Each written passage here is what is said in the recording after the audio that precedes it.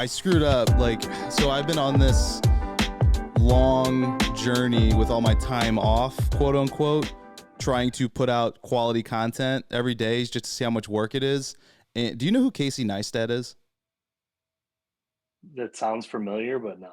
Okay, so in the YouTube world, he's like an OG. He was a filmmaker. Him and his brother did an HBO show called The Neistat Brothers way back in the Mm, day, and it was technically like the first vlog since there was no internet or platform to put any of these vlogs on. Him and his brother were doing it on HBO, and it didn't last long, but he transitioned over to YouTube, and at one point he was doing a daily vlog, and they're beautifully done. He's a great storyteller, great videographer, editor, all around the board, mhm. and he did it every day for like 2 years. So you can go on YouTube and watch some of it, and they're highly entertaining, and you could binge watch them like you would binge watch any Netflix show. So even just doing this, I'm on day 8 of 8, and I'm exhausted. Yeah, I could see that. I mean, I know music's a little bit different, but I mean, even making music over and over and over and over, it got really tiring, but it was also really fun. I just like locked myself in a room for 6 hours and then I'd like Tupac. blink and then it's like, holy shit.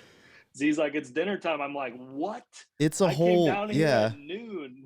Like, It's a whole different way your brain works, and it's like mentally taxing. You don't realize. So on the editing process or the mixing process on your end doing music, it's just you get sucked into this vacuum, and it's mm, just time goes by. I'm putting more hours into creating this content every single day than I actually like work, it seems. Not that I'm not working a full 8 hour plus day. It's just it's like I get up in no, my I head. gotcha. I'm just thinking, what's the next idea? What's the next editing? But I was saying all that because I had intended this Rodecaster mixer that I have. I was going to have like Adam chants and claps. So just to introduce you. So for people listening, this, it's hard to say because so far I've had, um, Wait, are we on? yeah, This we're on. is all right. Let's go. Yeah, I don't want Thanks for to. telling me. I don't want anybody to know because then people get Okay. kind of weird or they just start acting differently. So if you just go right into the conversation, but I've had like entrepreneurs on, and not that you yourself don't have entrepreneurial spirit, you just don't right now have a business, and you are my best friend. When I moved to St. Louis after my parents divorced back in like 95 or 96, well, I moved in 95, then 96 I went to a new school district. You were my first best friend, and you're still my best friend today. So Oh my God, I'm gonna start crying. this is No, Adam Albrecht, and he's in St. Louis, where I grew up with him. Oh, I'm supposed to wear a Lime. I was going to wear my Lime shirt. I should have done that. dang it, I didn't even think about that. I should have wore that too. But I'm in my basement and it's freezing down here, so I have to wear a hoodie or You're else going to I'm gonna say be it's really fucking cold. cold. I Yeah. was, but my mom may listen, so I don't want to, Oh, curse too much. Oh, I'm gonna cuss. So, just as it naturally comes out. So the purpose of this is it's not so much that I can't get a guest every week, but there's gonna be fillers, and then this is gonna be more of like a fun mishmash of different topics. I have some articles. We're gonna talk about more from Adam's perspective of fitness, his daily life. He's a recent dad, so he's gonna have kind of I get these DMs sometimes like, hey, I just don't have time in my day to work out or do certain things. And, I eventually want that in my life, but I have the luxury now of time and making decisions for myself where I don't have a wife needing me for things or a child needing me to keep them alive. So Adam's going to be It's on here. tough. Yeah. Yeah, we'll talk through it, but yeah. Yeah. Yeah, I was. I've obviously I've told you I've been listening to the podcast so far, and um, I had the same thought you said. It's like you have Chase on, good guy. By the way, got my Verb Labs CBD here. I tried it for the first time, and I've never tried CBD in my life, so that was the first try. I was like sitting there when you don't know what to expect. You're just like sitting there waiting for it to kick in. The what I kind of compared it to was like in Limitless when NZT kicks in for the first time and everything just gets brighter. And then I thought it was great. I made me focus a little bit better, made me kind of just less anxious than I normally am. So I really enjoyed it. And then Yeah.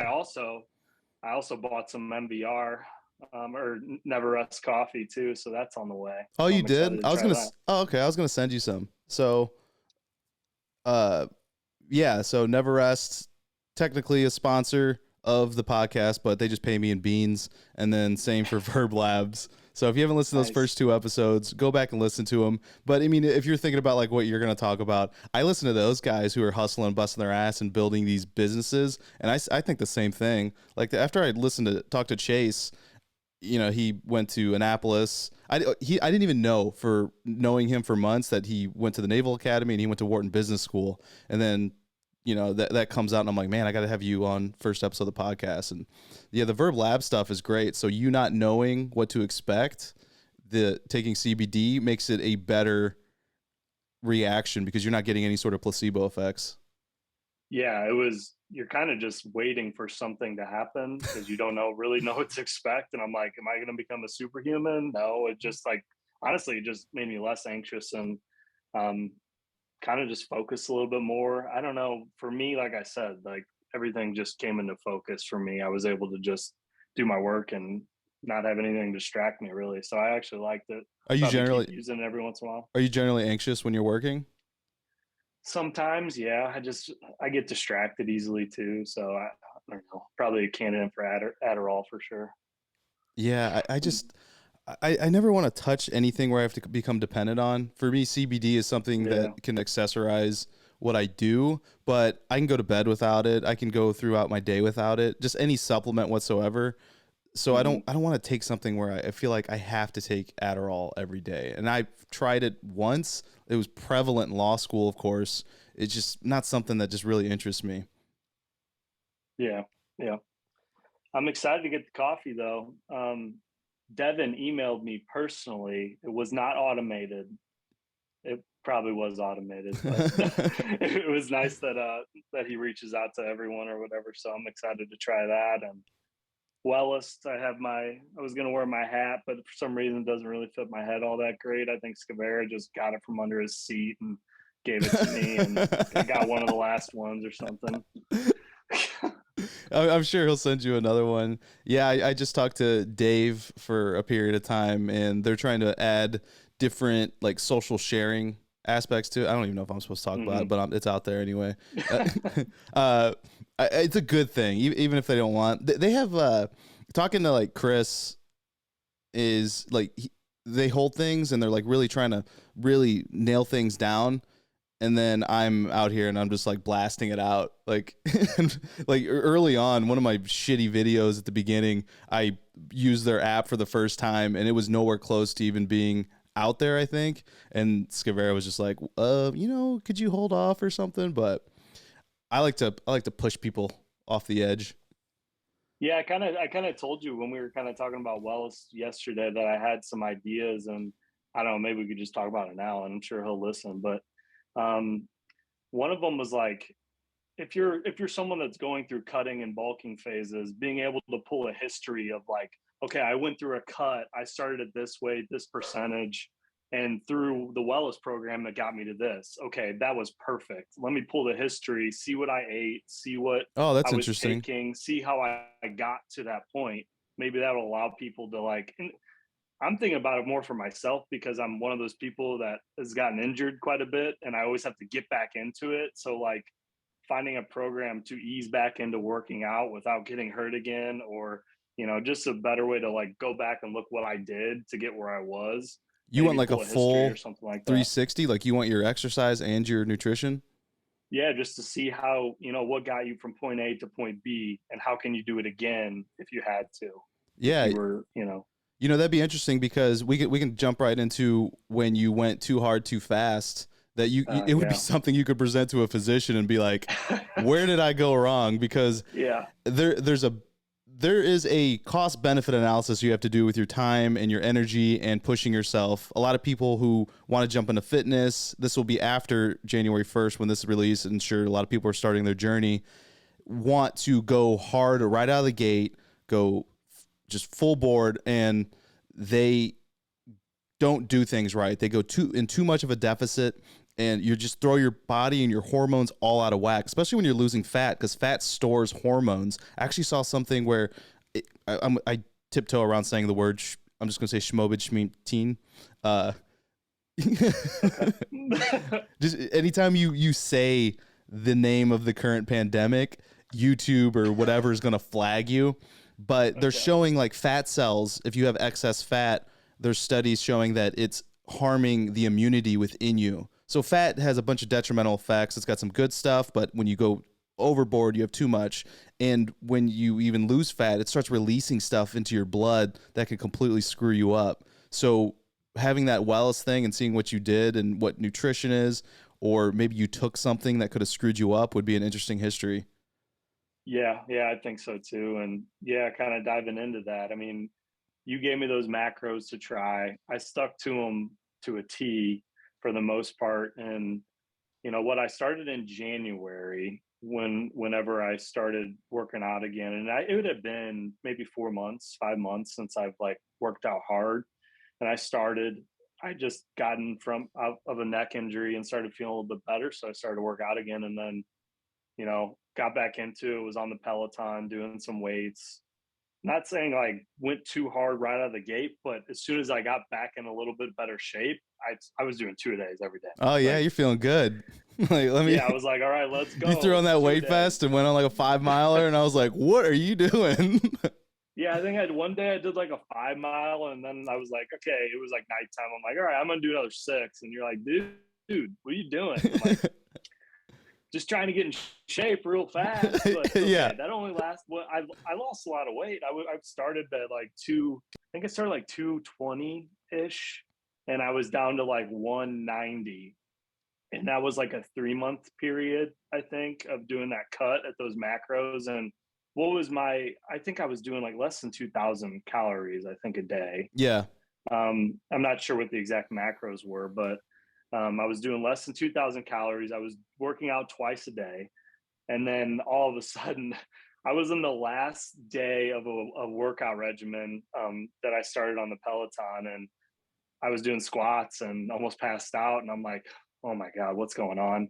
So I stopped, and I talked to you, and you were like, maybe it was a nutrition thing. So the next day I tried to do the same workout again, but I ate a lot. Like I ate, I think I ate some Kodiak waffles with some jelly, and got a protein shake in, let that set.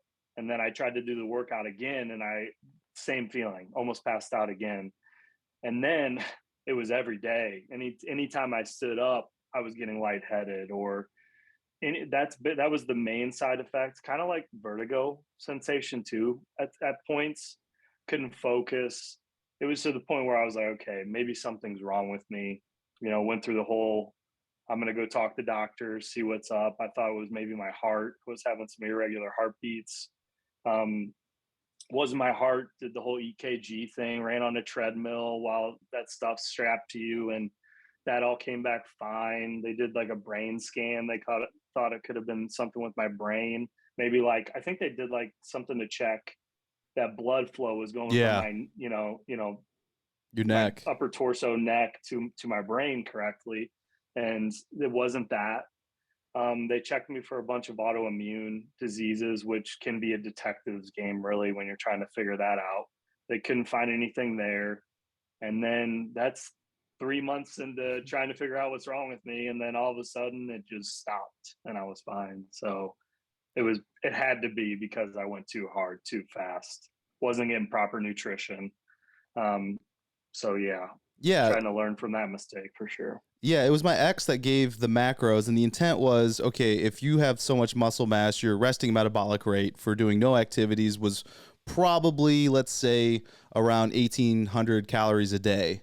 I just got mine. My RMR is like closer to 2,000. Just you have more muscle mass, the more your resting metabolic rate is going to be higher. And then, okay, if you have your activity level where you're easing into it, let's just say that you're going up and you're burning an extra 300, 400, 500, maybe at most calories a day. And then a healthy caloric deficit would be 500 calories. So really, you would be eating at your resting metabolic rate, which was like the 1,800 calories your macros equaled out to, and that would be healthy.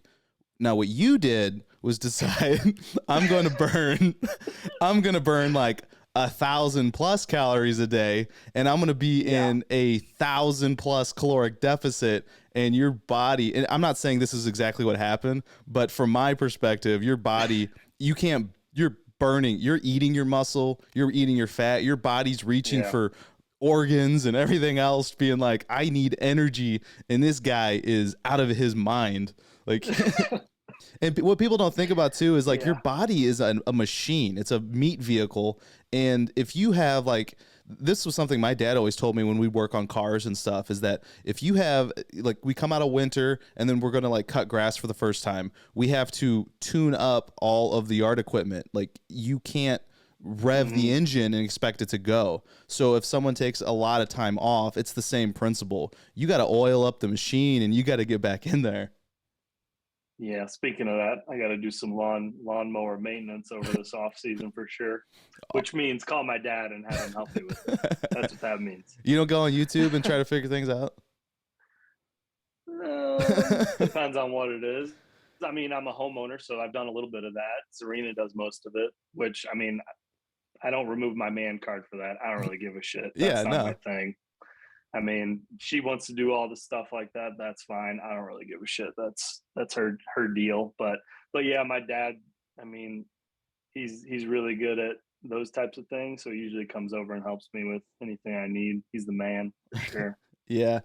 I think with like when you're working on, like, I used to work on my piece of crap truck I used to have and stuff. There's a journey you go through of just being pissed off at it. But like when you come out ahead and you fix something, it's great. But I got to tell you now, I've done all that crap. I don't want to work on my truck. Eventually I want to get like a full garage, and I would like to get like an old TJ 2-door Jeep and something I can work on because I still like it. But like with yard equipment, I bought all electric. Like you press a button, that thing fires up, no oil, no anything. I love it. Yeah, I know. I'm one of those people too. Like if my lawnmower like broke, I would not try. I'd just go buy it. Like I'm not messing with that.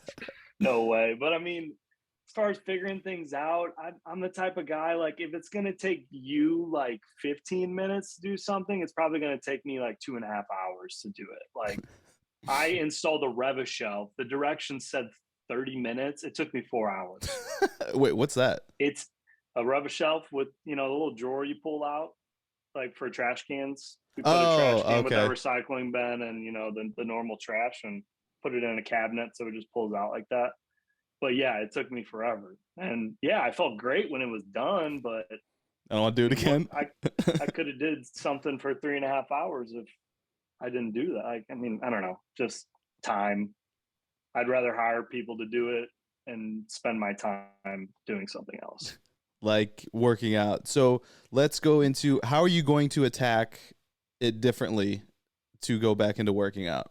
And you can also touch on like the differences before your baby wasn't around, right? This was pre, and now that was pre-baby.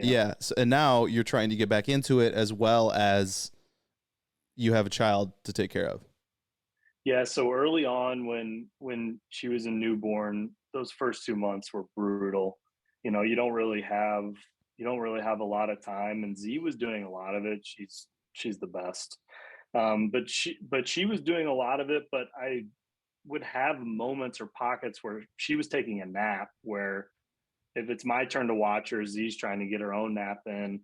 I told her, like, I was just doing as many push-ups and squats as I could until she woke up, like body weight stuff, you know, just something that I could do in the room while she was sleeping, like feel like I'm doing something, but you know, not go into a full workout. Cause anytime I would go do a full workout, like I'd go try to get on the Peloton, and I would just start crying like 10 minutes in. And I'm like, oh, I'm not even almost done. Like, so plenty of workouts were ruined when she was a newborn. Now, you know, once they start getting older and you get them on a schedule, just trying to find a time of the day that works. You know, we're putting her to bed between 6 and 7. So I have a feeling getting back into it, I'll probably start to do more workouts at night, or probably wake up a little bit early.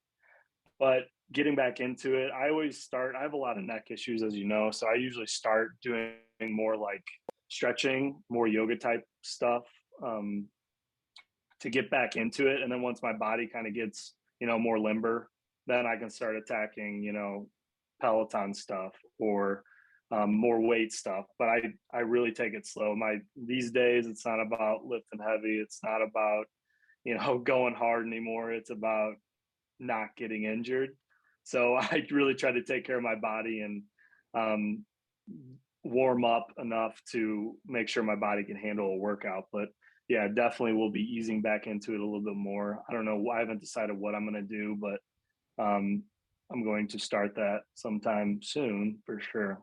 Yes, and I'm hoping that being on like a fitness focused podcast platform and content platform that there's accountability, because my intent is that we do these once a month, and I'm just going to keep nagging you in between and then over just to see like how your progress is. Do you want me to take my shirt off and see what I got going on? do it free. Did you used to work out at night before? Back in the day when I worked out every single day when we were in high school, but college, yeah, night was my preferred time. Even when I worked out with Nick all the time, yeah, that was preferred time. Morning, I know you're a big morning guy. I could never get into the morning workouts. No, not morning. So I asked that because I'm a afternoon to early afternoon.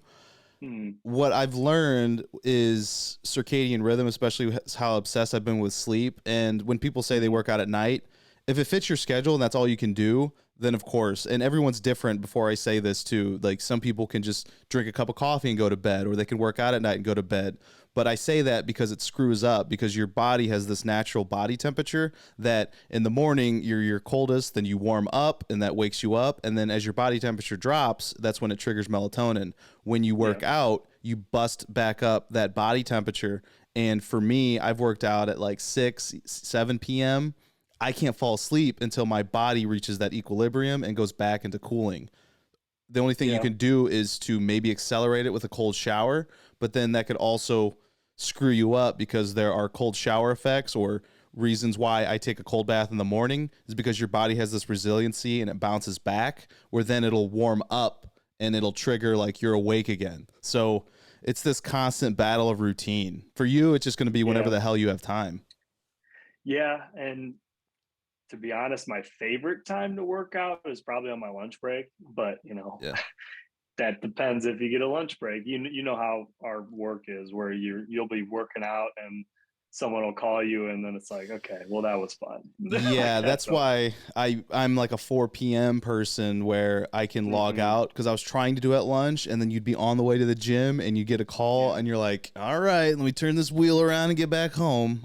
That's the worst. Our work is definitely the best in terms of boundaries. Like, it's not a law firm. It's not aerospace where I was working in. I clawed my way back to working for this company just because they do have great work-life balance. It's just sometimes shit needs to get done and you got to cut it short.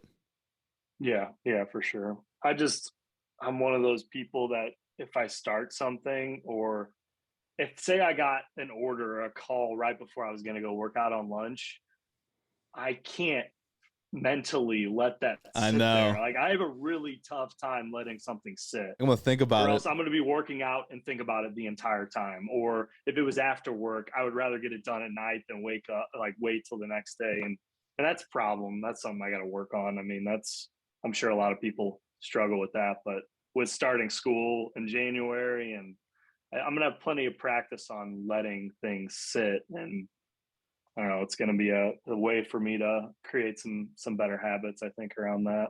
Yeah, I try to batch as much as possible. And even there was a weird chemistry like between, I'm full-time remote. Are you going back? Like, the office is going to be open.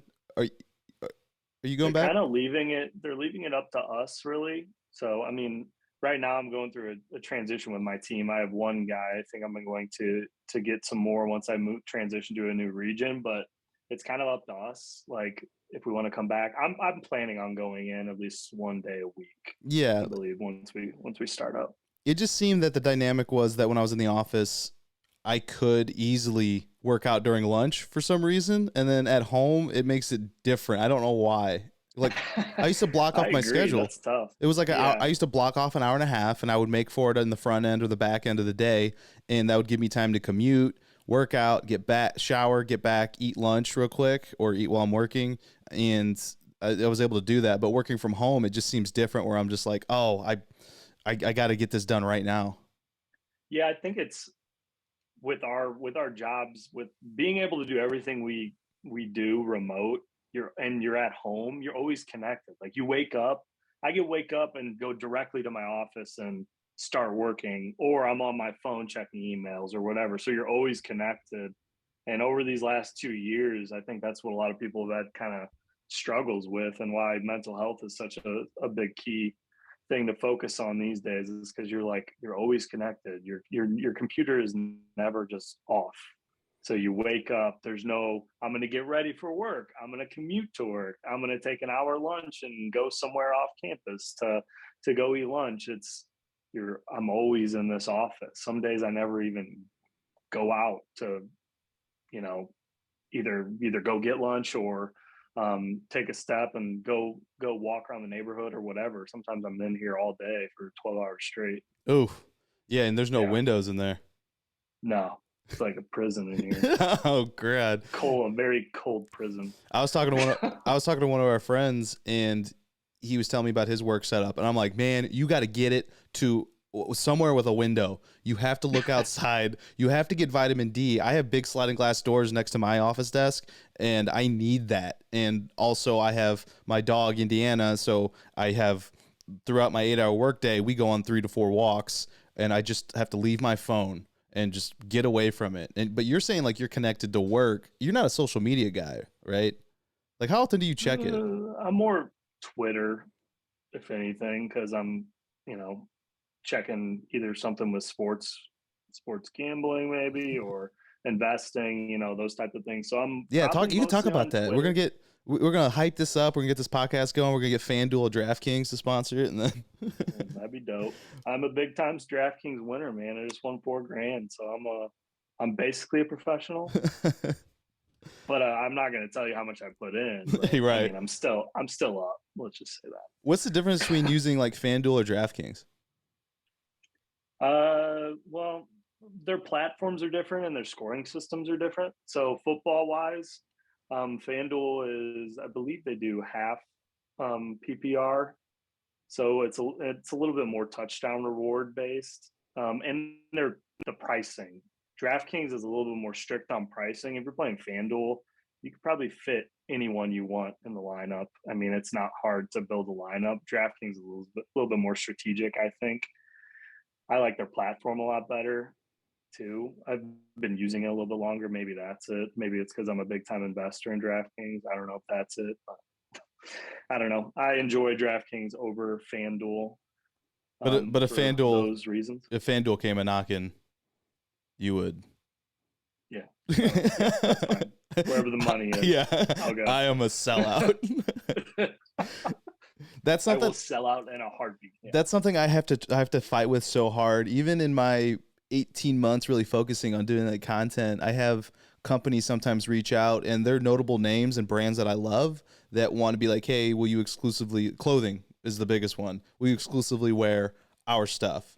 And it's like, man, I love your stuff, but I also like this other stuff. Mm-hmm. And it, I try to like be very cautious about selling out to any sort of company. But then again, like as long as I'm transparent, like I was working with First Form and doing their affiliate stuff. I wrote a full write-up exactly why. We both have friends there.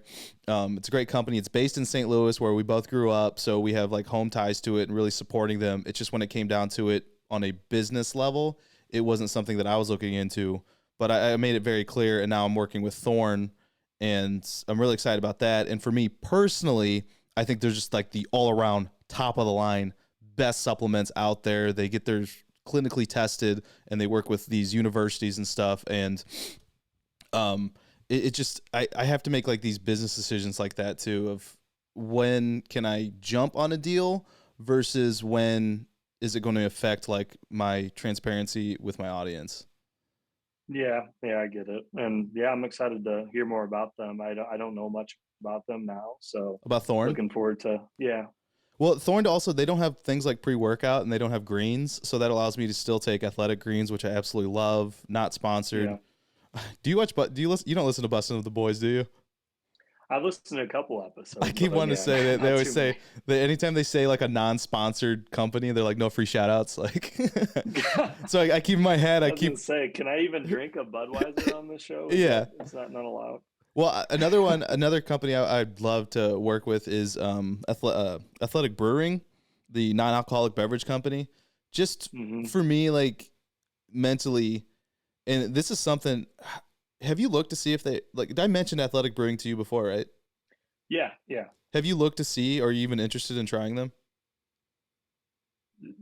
Not really.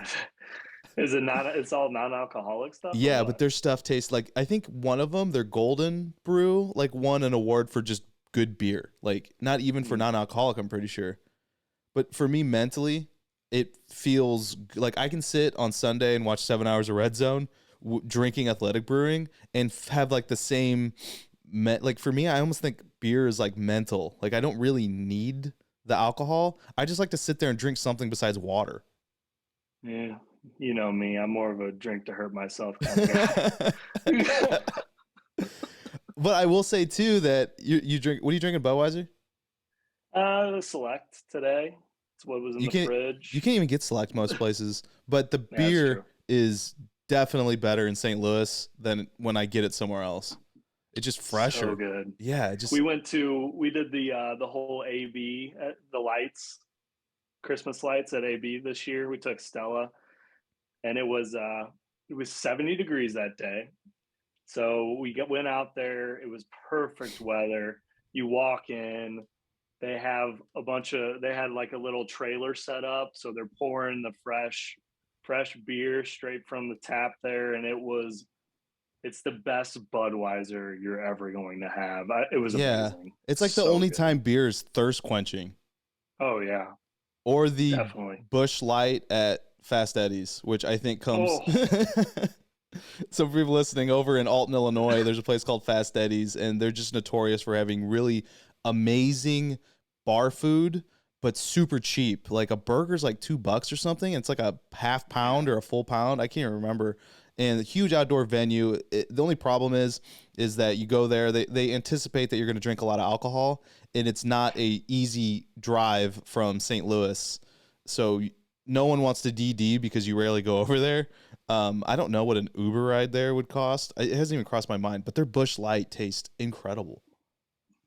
I'm more. I mean, they're Bush Light I'm more of a Bush Or heavy maybe it's their guy. Bush. Maybe I'm thinking I of the think Bush. it's the Bush Heavy you're thinking of. Yeah, That's yeah. that's really good. That is like, and they put it in the frosted mug, Yep, and yep. it's so good. I think the first time I grew my beard out, like to a beastly length, and I was like, I'm not manly with a lot of things in my life, but I've been very proud of my beard growing ability. And when I walked into Fast Eddie's with this beard, the bartender, like we had a line to the bar, and the bartender looks at me and he goes, "Bush," and I go, "Yeah." So it just felt good. I wonder what he People with would a beard, we have an understanding now. I wonder what Look he at you, I you're know. going I wonder what he would give me. Probably like a he'd probably give me a light beer. apple teeny or something. Yeah. And like, you're trying. Hey, yeah, I mean, we talked about it. The only way to grow a beard is to not shave. You're doing a good job of that, so just keep it going. Yeah, and You'll get there. I'm gonna go like buzz my head tomorrow. I'm just sick of my hair, and I'm thinking, okay, maybe it'll look more professional or less, like I don't know. I think with a beard, like a buzzed head looks a lot better. So I'm gonna give that a shot. It's kind of the things I'm thinking about. You buzzed your head before, right? I used to do it in college just because of baseball, like dirt and Yeah, stuff would that's get in right. my hair, and then It is nice. yeah, I've done it once. It's wake up, don't even have to touch it. It that's looks exactly good. it. And I mean, yeah. and I work out and I sweat so much that it's just so much easier. This thick head of hair, like hashtag blessed that I'm able to have this, and I'm not no signs of any kind that I'm gonna lose it. But it just gets a little much, and I wear hats all the time anyway. These companies send me hats, and I want to wear them. Hmm. I need to get a Packers hat. I don't have one. How do you not have a Packers hat? I just now because you should see my hat rack. Like people, these companies like Verb like gives me their hat, and then I get like the Wellest hats, and I have just when am I gonna wear it through the rotation of hats? Like I don't yeah, have. that's true. I don't even know where my Blues hat is. I got all these sports teams. Do you wear when you're on calls during the day? Are you dressing like? Are you wearing something like that? Are you wearing a hat? Does it depend on your audience? Like, what are you doing usually? I wear Built BYLT those clothes, and it's just like okay. I mean it feels like athletic wear anyway, and I just wear a V-neck, Mm-hmm. and it looks professional. But I see some people slumming it pretty good on there. I mean, I don't have a lot of whenever we're on customer calls, none of the customers want to be on video. Like I'm never Yeah. on a video call with a customer or like an OEM. And that being said, if I'm on an internal call, I'm usually wearing a hat, usually looking just like this, to be honest. I don't see a problem with it. But anytime I don't wear a hat, anyone on my team's like, ooh, Adam did his hair today. I'm like, is this really a big deal? Is this what we're talking about? Yeah, it just depends. I've rushed in straight from like the gym when I got to, and I was like, oh, I got like there's a last minute call, and I'm still sweaty and I have a hat on, and I'll hop on video. But there's always a comment because people just don't see each other that often. Like I was on a call with a customer, and I turned on video, and he goes, "Whoa, big guy." I was like, I was like, what? What'd you say? I was like, thanks, man. Big guy. Yeah. So it just I try to stay like as much normalcy as possible with my routine as well. Another reason why I tell people to do some sort of communal workout, like I have a full gym at home. I can do just about anything, and I would love to absolutely build it out and I will eventually. It's a second studio for me for doing the YouTube stuff, but I have to go see people. Like going to do CrossFit at my gym and see my friends there is my recess. Otherwise, I am staying at home and I'm not getting any sort of person-to-person contact. Well, hold on. Let's take a step back. Friend, like you're not supposed to have any other friends. Yeah. I'm your only friend. You can't have other friends. Acquaintances. Yeah, acquaintances. Do we need to talk about the Miami Eric situation? No. Fuck that guy. He's like one of the nicest guys ever. I saw Chase on the podcast. I'm like, damn it, this guy's so much better than me. Like he's gonna be his best friend in no time. No, never.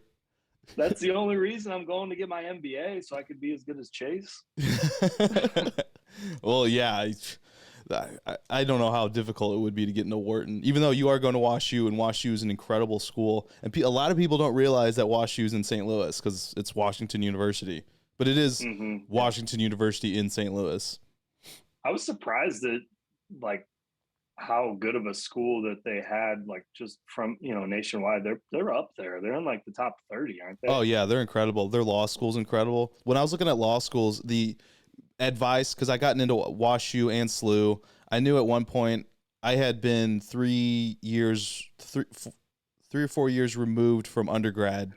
I did not have any interest in going away for law school. Like I wasn't going to go do the college thing a second time around. So I wanted to stay closer to home. I wanted to work as much as possible. So the choices, thankfully, in St. Louis are St. Louis University, great law school, and WashU. But the advice was if you want to stay local, go SLU. If you want to go international or you want to go nationwide, go WashU, just because they have such a renowned name. And I think it's the same for the MBA program too. Yeah. I'm looking forward to it, man. It starts in 19 days, so that's kind of scary too. It's getting there. Yeah, I think I'm gonna buckle down, I'm gonna do sober January and get my mind right before this, start working out again every day and just get my mind ready to go back to the classroom, man. Even though it's going to be online, obviously, but still. I mean, it's been 10 years since we've been in college. It's like, oof, yeah, I thought about that the other day. I was like, it's gonna be tough, but I'm ready for it. I'm ready to improve and continue to learn some new stuff. So, have you cracked open that planner yet? It's right here, man. I just got my my pens in the mail that you told me to get. You're right. writing on that paper with that pen is like, It's whew, awesome. feels good. That- Feels good. I'm not a big writer. I'm more of a, if I'm writing notes, I'm usually typing it. But yeah, that felt good to write in this planner. Work's been kind of busy, so I'm going to dive into the planner and start setting some goals here.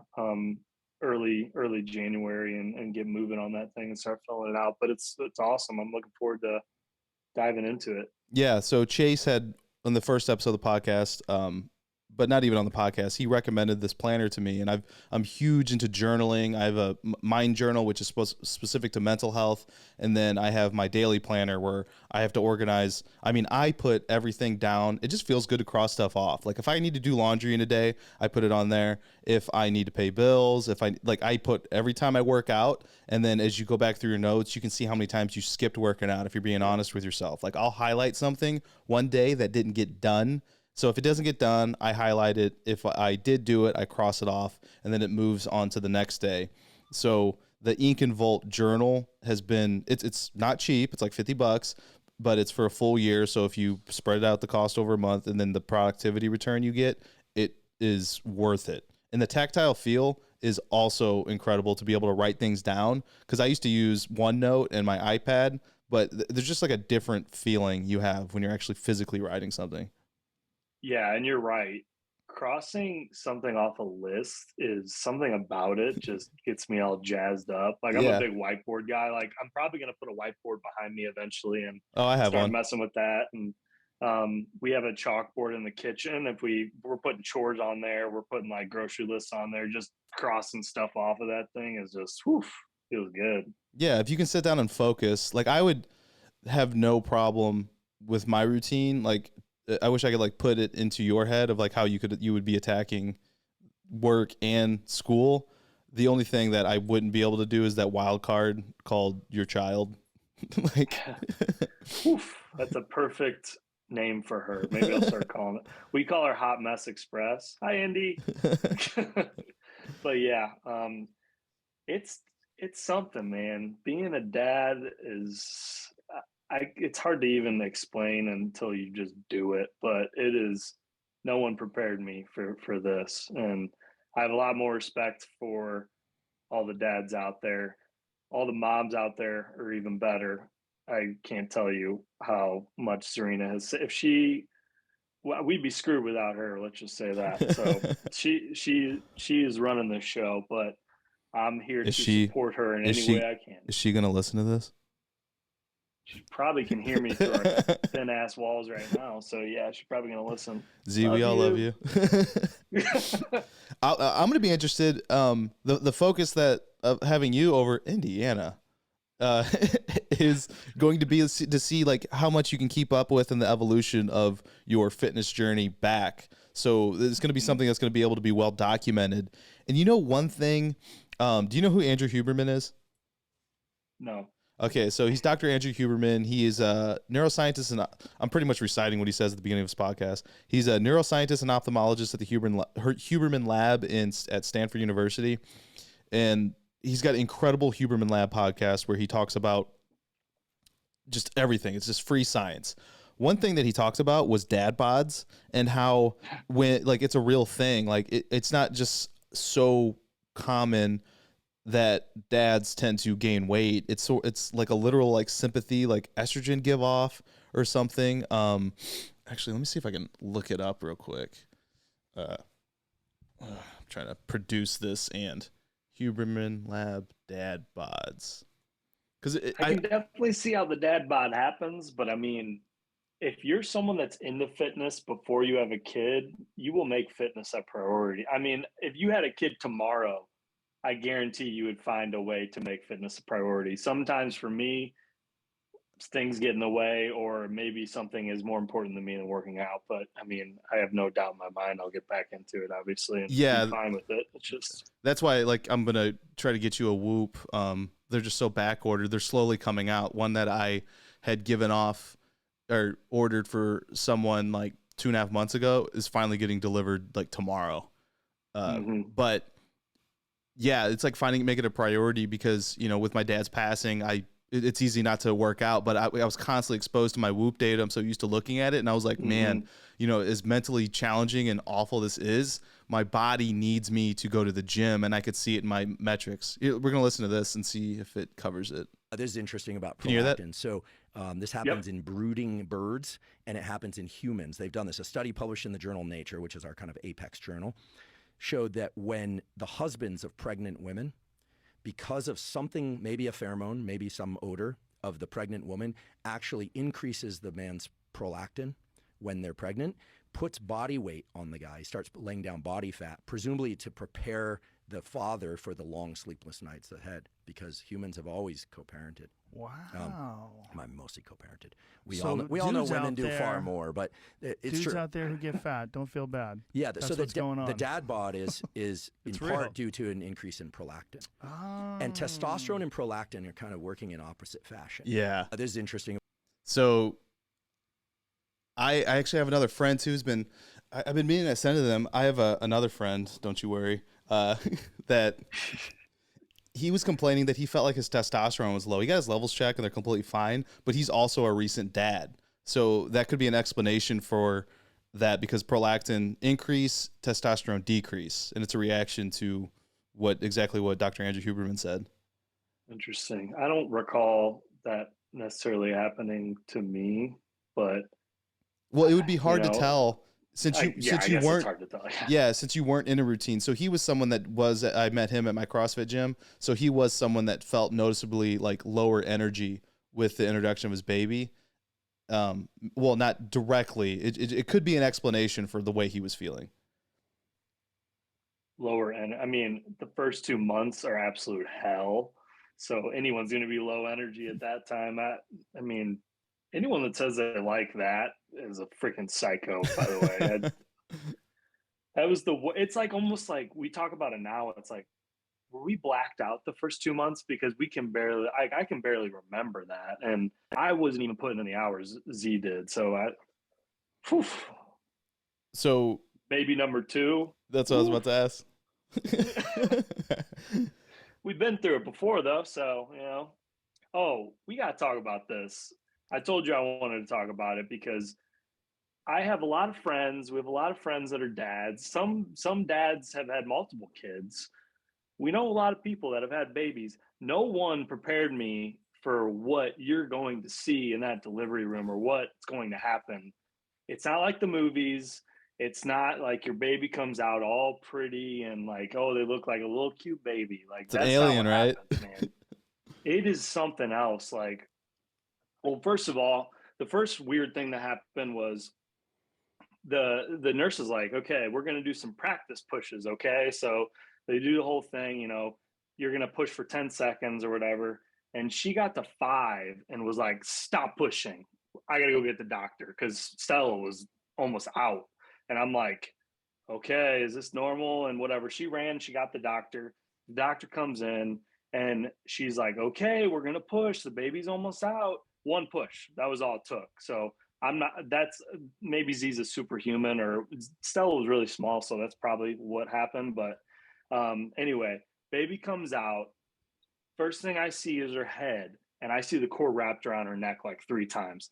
I've never seen a doctor more calm. She just like, nothing. She just unwrapped it 3 times in like 2 seconds. I was like scared because I'm like, oh shit, this cord's wrapped around my baby's neck. What's going on? And she does that. She brings the baby out. She's like, she's beautiful. She's so beautiful. Even the nurse was like, she's so beautiful. And I'm like, Nah. She is? Like, Put it back. she looked like a complete alien. I was like, that's not my baby. There's no way. But anyway, she puts her in Z's arms, and then you kind of like get all the feels, like the skin to skin is really, really cool. And then the doctor, like out of left field, was like, you want to see the placenta? And I'm like, I'm good. I don't want to. I'm good. Is that something that That's normal, apparently. Like, it's like a souvenir. some people eat it? No, nope. Stop that. You go, It's like, she's like, you want to see the placenta? I'm like, no, I'm good. Z, I look back at Z and she's like super excited to see it. And I'm like, you two, go over there. You play with the placenta. I'll be over here. You let me know when you're done. And oh, wait, what do you do with it? I don't know. She just brought it up and showed it to her and was like, this is where your baby was living at. And I'm just like, Cool that's house. I took a look at it. It was gross. It was disgusting. You don't want to look at that. Ugh, whatever, gross. I did get to cut the cord though. That was pretty cool. I was like, "Are you sure I'm qualified to do this?" She was like, "You'll be fine. Just press this. You really just have to press the scissors down. It's not really a big deal. Anyone could do it." But I did it. So that's my PSA for any future dads out there. I'm not saying every experience is going to be different, but your baby's not going to be completely, pretty, and they're going to have a bunch of gunk on them. They're going to look like an alien. That just is what it is. Yeah. They'll grow up and they'll be pretty though. If you ever go see Brendan Schaub, the comedian, he does a good bit on it, and it sounds so similar to like what you're saying. He's just like, no, that's not what I wanted. Like, yeah, it's something else, man. And I just watched an episode. Have you been watching that show Wheel of Time? No, but I want to. It's on the list. There's a scene where a woman has a baby, and this knight just takes a sword out and just cuts the cord. I'm like, is that? I thought you were gonna say something else. I'm like, well, why would I want to watch that? Cuts the cord. That's fine. Yeah, with the sword. He's like super calm, and the baby. I know. I've seen babies in like videos since I wanted to be a physician at one point, and it's not. It does not look like the babies in the movies where they're like they've already got full skin color and like they've got like they just look like a baby. Yeah, and then they have all the gunk on them.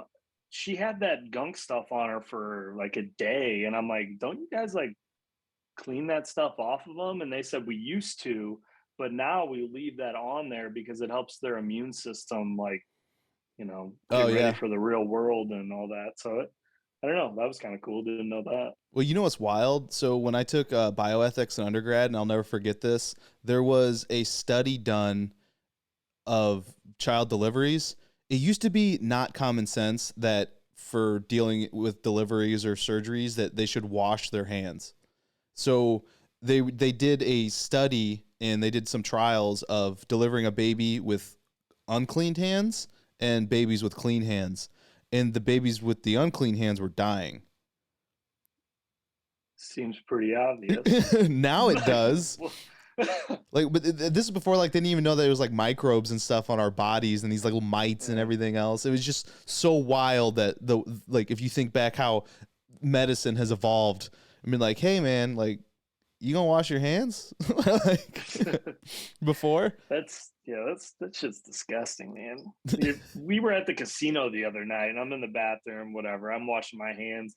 Guy walks in after me, walks out before me. I'm just like, you're not gonna wash your hands? You've been touching these nasty slot machines, and you're freaking peeing, and you're going back, and it's just like, I'm glad the casinos have hand sanitizer everywhere because we everywhere has go to town on that stuff. Yeah, now I guess, but.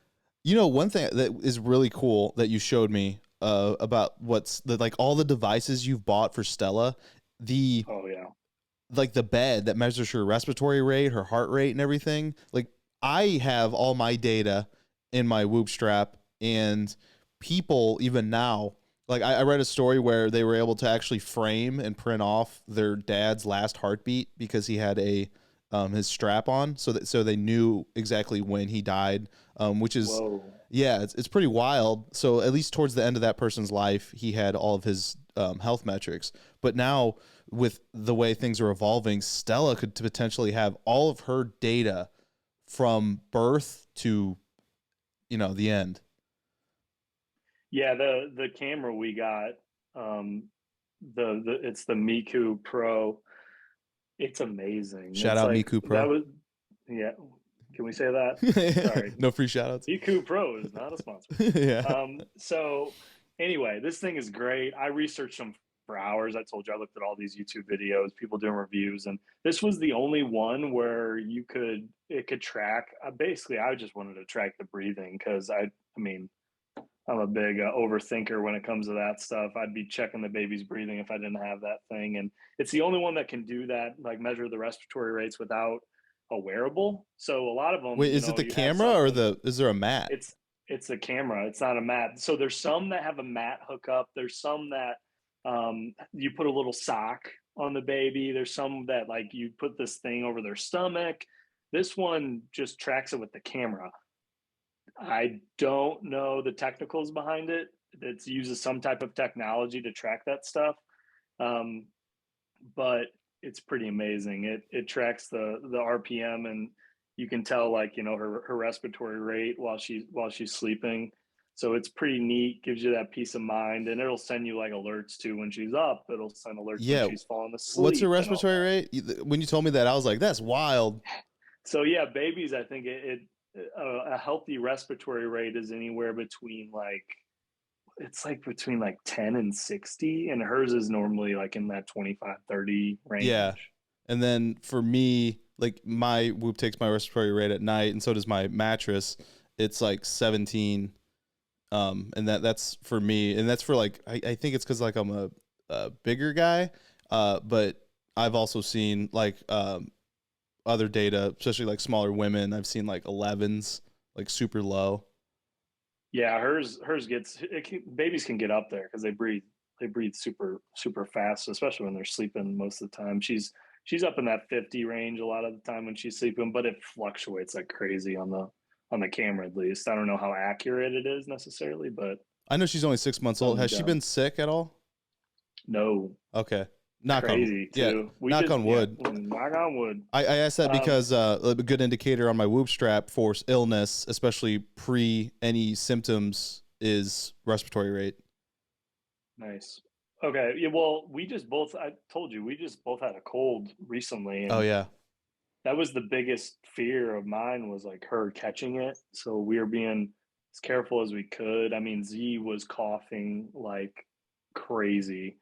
But she never got sick. So I mean, I don't know. And we're gonna start feeding her some salads. We're gonna start moving towards salads, and I think the first thing we're gonna try is avocado. The doctor said there's a lot of good benefits from starting with avocado. I don't know if it's like forget what she said. Maybe it's allergens related, or gives them some type of nutritious value, you know, to it. So yeah, that's what we're gonna try to start, but I don't know what we're gonna do after that. Yeah, I'm wondering if it's like gut biome stuff, because I've heard a lot of people, not a lot. I've heard a handful of people that are allergic to avocado, or at least they say they are. And the story seems to be the same, that they didn't even try avocado until much later in life. And, you know, with our gut biomes, it's all about what it can break down and everything. So I'm wondering if that has some sort of yeah, I think what she was telling us was you start with the foods that you want to introduce them to those type of foods early on, so they have, you know, less chance of getting an allergic reaction later.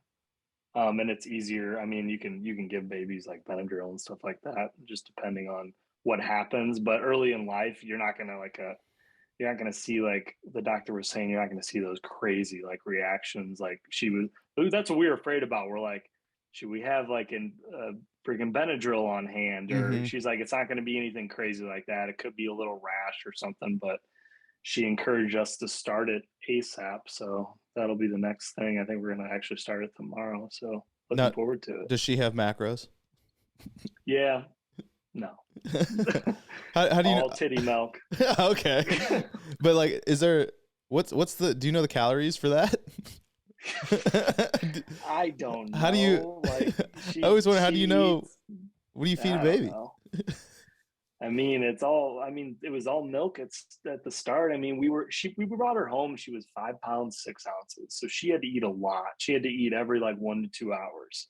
And now she's eating like every 3-ish hours, depending on her nap cycle or whatever. But she's doing like 6 to 8 ounces of breast milk or formula in a sitting, which is kind of normal, but I don't know the calories behind it. I don't know if you that would, I don't even. Eventually when some poor woman shacks up with me and I have a child with her, I'm going to be such a nerd about it and be like, what's her protein intake? Like, what's funny about that too is she gets really excited when she sees the bottle coming and you're shaking it. And the other day I had a protein shake. I came in the living room shaking a protein shake, and her eyes went, she was like so excited. I'm like, oh no, this isn't for you. Like, so then we had to make her a bottle because she was hungry. but I thought that was pretty funny. That's kind of like if I walk in your house with pizza and you're like, oh, now we got to get pizza for Adam. She is starting to look at, she's ready for solid foods because when we're eating, she's like staring at us like, what are you guys eating? I want some of that. So it'll all be pretty exciting. So you have all this data, these metrics for Stella, and you're feeding her and you're keeping her healthy, and you clearly have like this vested interest in your child. How does that not translate over to your own health?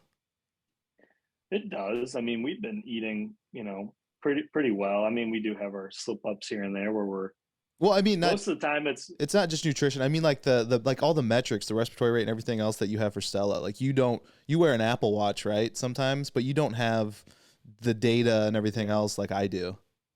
I don't know. Maybe it's because we're more worried about her than ourselves, which that's been a problem. I think we both have realized really quickly that we need to take a little bit better care of ourselves, and we're getting there. It's just like, we're just more focused on her than ourselves, which is a problem. Yeah, I think that's a pretty common, talking to Dave, and I think he talks about it on the Wells podcast. Yeah. He was the same way. I mean, he's doing a nutritional app, but for all his focus and everything, he's putting it on his children. So I mean, totally understand. It's like Z, I told you Z hurt her back not too long ago, and I'm like, that was like the thing. I'm like, we're getting older, whether we like it or not.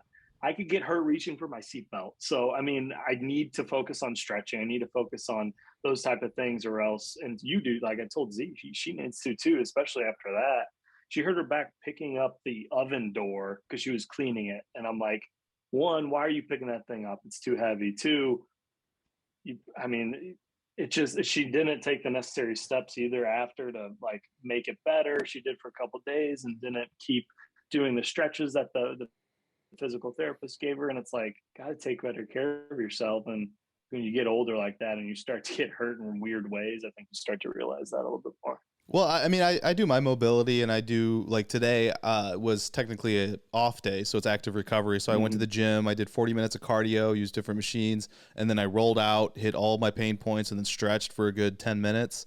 But I'll still I'll sneeze and hurt my back. Like, like it's mostly a nerve thing. It's not a muscle thing. I don't know if hers is a muscle thing. Sometimes a nerve gets hit the wrong way, and there's nothing you can do about it. It's tricky, man.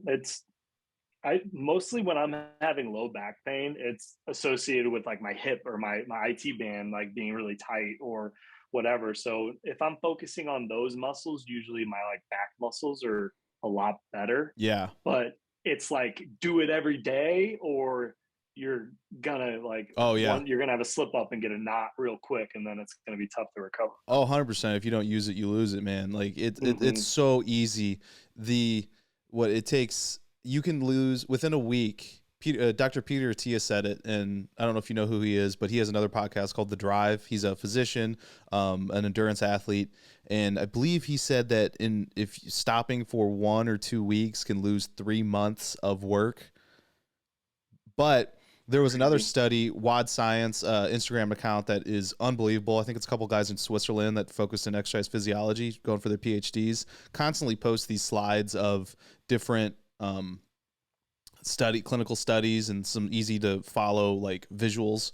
And one of them was that it was like the same principle, but if you work out every day for 6 months and you have all these gains, if you stop, if you decide that you're only going to work out like every 2 to 3 times a week, you can maintain those gains. Yeah. If you just completely stop, like you won't progress, but you won't lose. If you completely stop, you will go to shit like super quick in like 2 to 3 weeks.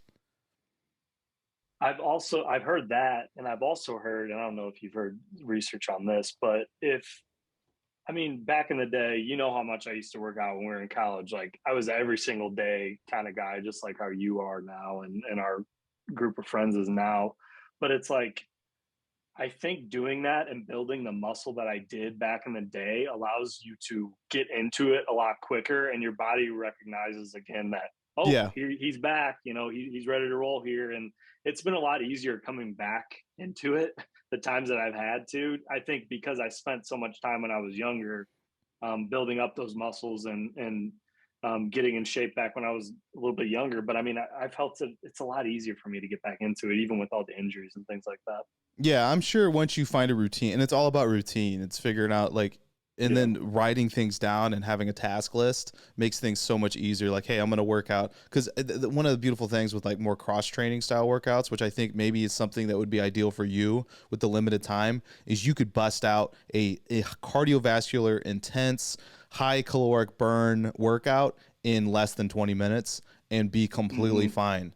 Like, whether or not you want to spend the rest of the time doing mobility or you want to do stuff other times. But if you bust out one of these workouts, Fran is a famous CrossFit workout, and I do that in sub 3 minutes, and you're done.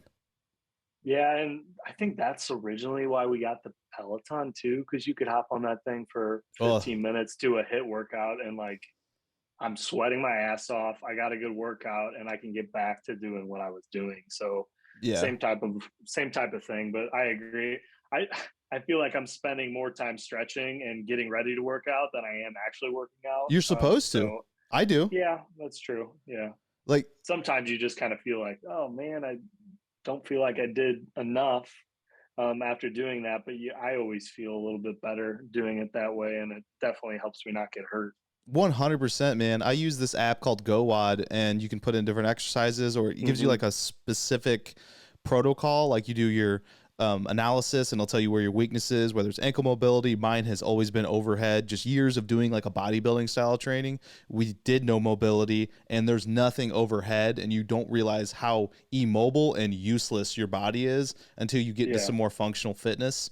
So I'll do that for an hour every now and then and feel unbelievable. Like everything just feels released. You feel good. Lower back pains are gone. Like I have lower back issues, which apparently is related to like my lats, and it's all related to overhead and stuff. So I work on that, and it's just something that you have to do to progress, but it doesn't feel like you're progressing when you're doing it. Yeah, and you're doing a lot of those overhead movements too with the style of workouts you do. I'm not doing, ever since I had my labrum tear, I stopped doing anything overhead, to be honest. I don't really do that stuff anymore unless it's mobility stuff. I'm not really putting weights over my head anymore. But you're doing a lot of that. So I can see how that may be, related to some of the back pain. But do you ever have any interest of going to Aaron? And so if people listening, we know Aaron Horschig of Squat University personally.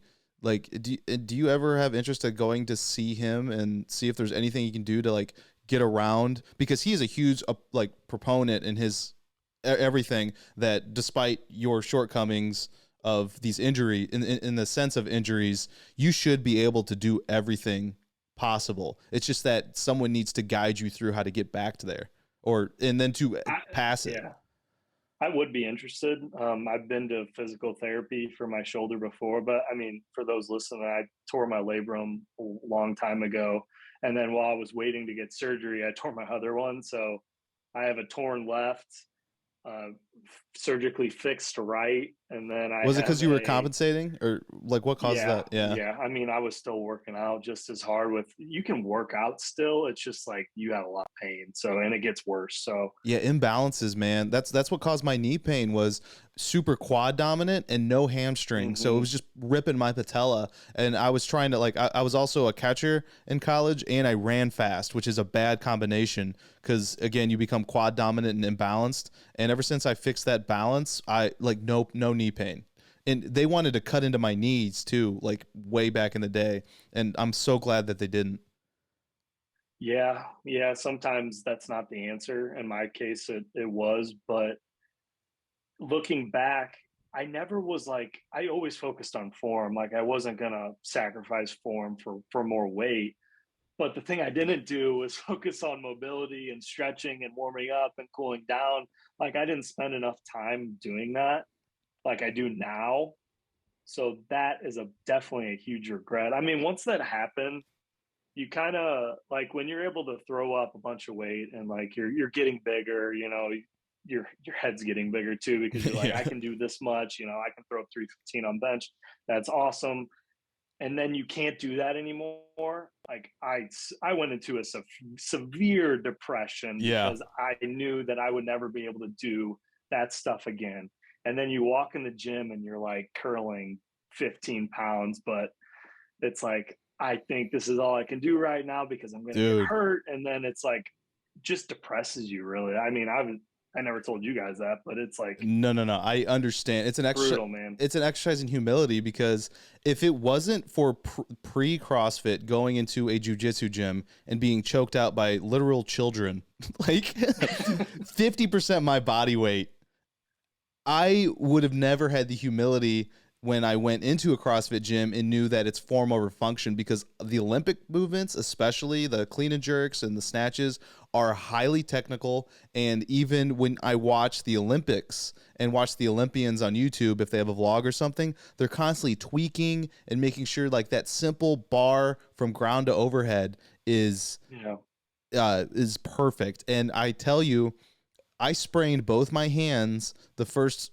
week I went into a CrossFit gym because I tried to clean and I tried to do a squat clean more than I should have and have no shoulder, like no lat mobility to get my elbows up. And I sprained both my hands and had to use dumbbells for the first 3 months of doing CrossFit because I was an idiot. And I'm like, I was like, I see this little guy doing over here. I can do it.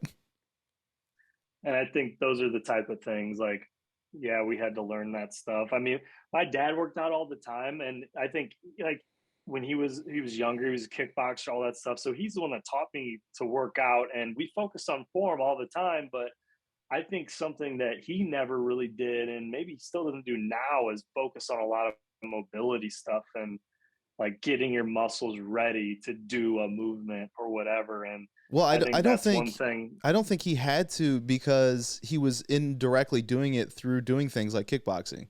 Maybe that was it. Yeah. And I didn't do a lot of that stuff growing up, just, with him. But I mean, yeah, maybe you're right. I don't really know, but that's definitely something. If how come you didn't do it? Ever wants to get in the gym, I did for a little bit. I mean, I can throw hands with anyone.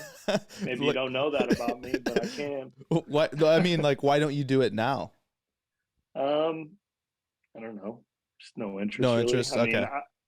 I mean, I would. That's a simple answer. Like, I'm going to pull back and not completely from doing like CrossFit, but I miss jiu-jitsu and Muay Thai so much that I'm going to try to circle that back in. And I always tell people, especially if you're going and starting your fitness journey January 1, 2022, find something fun to do. And I talked to Steve about it too. He had found something more fun and more in line, because some people just like, when I was back in St. Louis recently and I had to go to Club Fitness, it's not specifically Club Fitness. By the way, have you been getting calls from Club Fitness?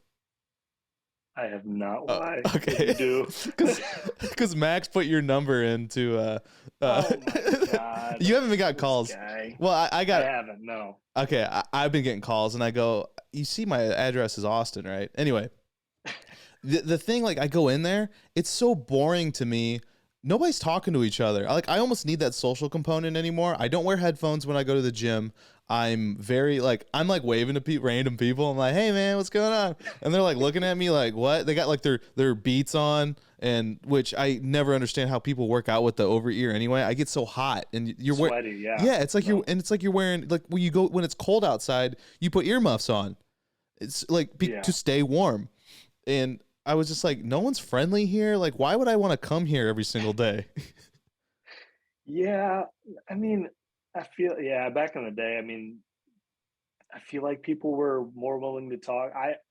I heard you say that you didn't wear headphones, and I was like blown away. Yeah, I don't. I have to. Like, I love listening to music. I love listening to music when I work out. I enjoy listening to the music more than the working out. It's like the two combined, especially on the Peloton. It's definitely something that I enjoy, because that's when I I listen to my own music when I'm on the Peloton, and that's where I get all my ideas from, or listening to other people. And but that's like my time to listen to music, is when I'm working out or when I'm running or when, Well, it's became like, again, going to jiu-jitsu, obviously can't wear headphones. CrossFit style class, you're not going to wear headphones. You're going to be more social, because it's part of the whole appeal to doing a Yeah. communal workout, especially in that sense. And one thing I learned, and then like running, is listening to my breath and how much listening to your body, like, you distract yourself. So sometimes, like if I'm gonna go on a long bike ride or a long run, I will throw on a podcast. Like I did the turkey trot, and it was a 5-mile run, and I'm like, I don't want to realize how far I'm going, so I put on Theo Vaughn on Joe Rogan podcast, and that run went by so quick because I was laughing. But Yeah. just by listening to your breath and realizing how your body needs certain things, rather than being distracted by music or a podcast, changes your whole fitness level like immediately. It's like taking a drug, in my opinion. Yeah, I could see that. Even the Peloton does these like outdoor run classes Yeah. where and they focus on that, and they focus on, your breathing. Like they remind you to like, okay, focus on your breathing here, Yeah. or watch how your foot is hitting the pavement. Is it going heel to toe? Like how's your core when you're running? Like they remind you of all the things that you probably don't even realize you should be reminded you do the of. Run app, like when you go outside? So on the app on your phone, there's outdoor run workouts. So you can throw on I've done it a couple of times where you can throw on the outdoor run workout, and they'll run you through a 30-minute run, and like be okay. First, start out at a walk, focus on your breathing, focus on your core. Some zone training. And yeah, so they tell you when to run faster, when to slow down, when to walk, all that stuff. So it's pretty that's cool. Yeah. Yeah, I actually do miss the Peloton, and it's just not enough for me to have by myself. Mm-hmm. But the workouts were I'm was like, oh, I'm going to supplement this. Like I work out, I do CrossFit 5 times a week. The other 2 days, I'm just going to do an easy Peloton class, And then I look at my like Whoop Strain or my caloric burn, and it's worse than any other one of like my CrossFit days. It's just constant cardio intense. And I'd always do HIIT. Like I love high intensity interval training, and it just beats the crap out of you. It's surprising how hard cycling is. And that's why I love cycling outside. I love riding my bike. Yeah, it's fun, man. I was never a big cycler until I got that thing. And I mean, it's also crazy how much resistance that thing does. It's like you're pedaling through like concrete when it's like, I didn't even went the highest it can go. I think the highest I went was like 85. And I'm like, I don't know if I could do another 15, even when I was the strongest on it. Yeah, I gotta say though, like looking at the leaderboards and stuff, the wattage and the burn and everything are bullshit. They have to. They absolutely have to be. I remember talking to a collegiate cyclist, and this girl actually had trained at the Colorado Olympic Training Center, and she's like, they're putting up like competitive college level like wattage, and damn well you can see their little avatar. No offense, but like there's a equation when you're like something's not adding up. Yeah, like how is this 68-year-old woman beating me right now? Like, what the hell is going on? I'm like kicking myself now too, because I do have an Echo bike in my gym, and I have a rower, and they're amazing full body. But sometimes there's just something different to be able to hop on a bike, spin bike, and go. And C2 has a bike erg, and I do Matt Frazier, 5-time CrossFit champion. He has his own workout regimen now called Hard Work Pays Off, and that's what I've been doing. And every now and then there's just like 40-minute how much wattage can you put out, and that bike erg kicks my ass worse than the Peloton ever has. And you can see the wattage, it's not the same. Scavera was saying that too with his little bike setup that he has is a little bit different. I think cycling is just a science too. When people are good at it, they're good. I mean, we have buddies that are absolute beasts at it, and I'm like, how the hell did you do that? I try to match their wattage and I get injured, and I'm like, I can't do that. Screw that. Yeah, no, there are for sure people that are super talented, and like it's just like the mechanics of it and a proper fit too. That's what our buddy Max had hurt himself on his bike, and like if I were to take my road bike and go to a bike shop and have it fitted, it costs like hundreds of dollars for them to properly measure my legs. Like even if you buy an actual cycling bike, it has to be the right size. Like the frame you can't change, so you have to buy the right size too. So that's one thing that's kind of dangerous with those Peloton bikes, is that people that don't know how to fit themselves, which including myself, you can really screw yourself up, and especially if you're sharing it too. Like when I was living with my ex, constantly had to adjust it, and then we would write on a board exactly where everything needs to be. We did the same thing, and I was having like kneecap issues. Like my kneecaps were hurting, and I read it's like a common cycling issue. So I spent hours like fixing my shoes, fixing the placement of the pedals, the height of the seat, where the bar is, just to get to how far you lean forward. And where I could freaking ride without hurting, and I could put some resistance on. But yeah, definitely. That was something I realized really quick after I did a super difficult ride and couldn't walk the next day. I'm like, holy shit, this is something I gotta mess with. Yeah, and they're great, but you also like do need to supplement with weight training and stuff. That's the thing I hate about the challenges on it. Like this year, January, it was like ride every day, and I did it every day because I wanted to do the challenge or whatever. But I'm like, I also want to do weights, or I want to do a different workout, and it's just like, come on, like, change it up a little bit. This is where I wish you lived closer. Like, I'm never gonna move back to St. Louis, but I wished you guys eventually would move to Austin, because there are things like the RPM Adam, which is a more CrossFit style, but there's also the Tempo. Have you seen that? So the Tempo is let me see. Let me pull it up for you. Is it a bike? What is it? No. Let me.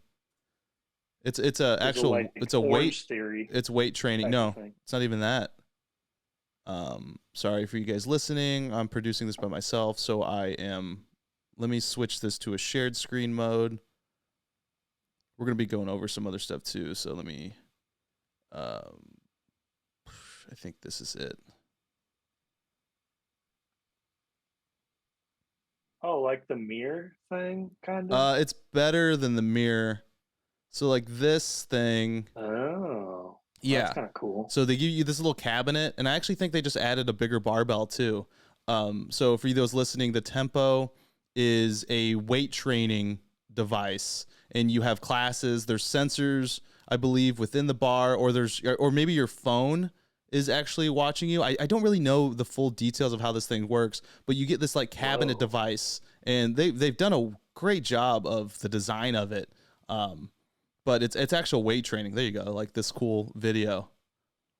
Get it, boy. Yeah. Get it.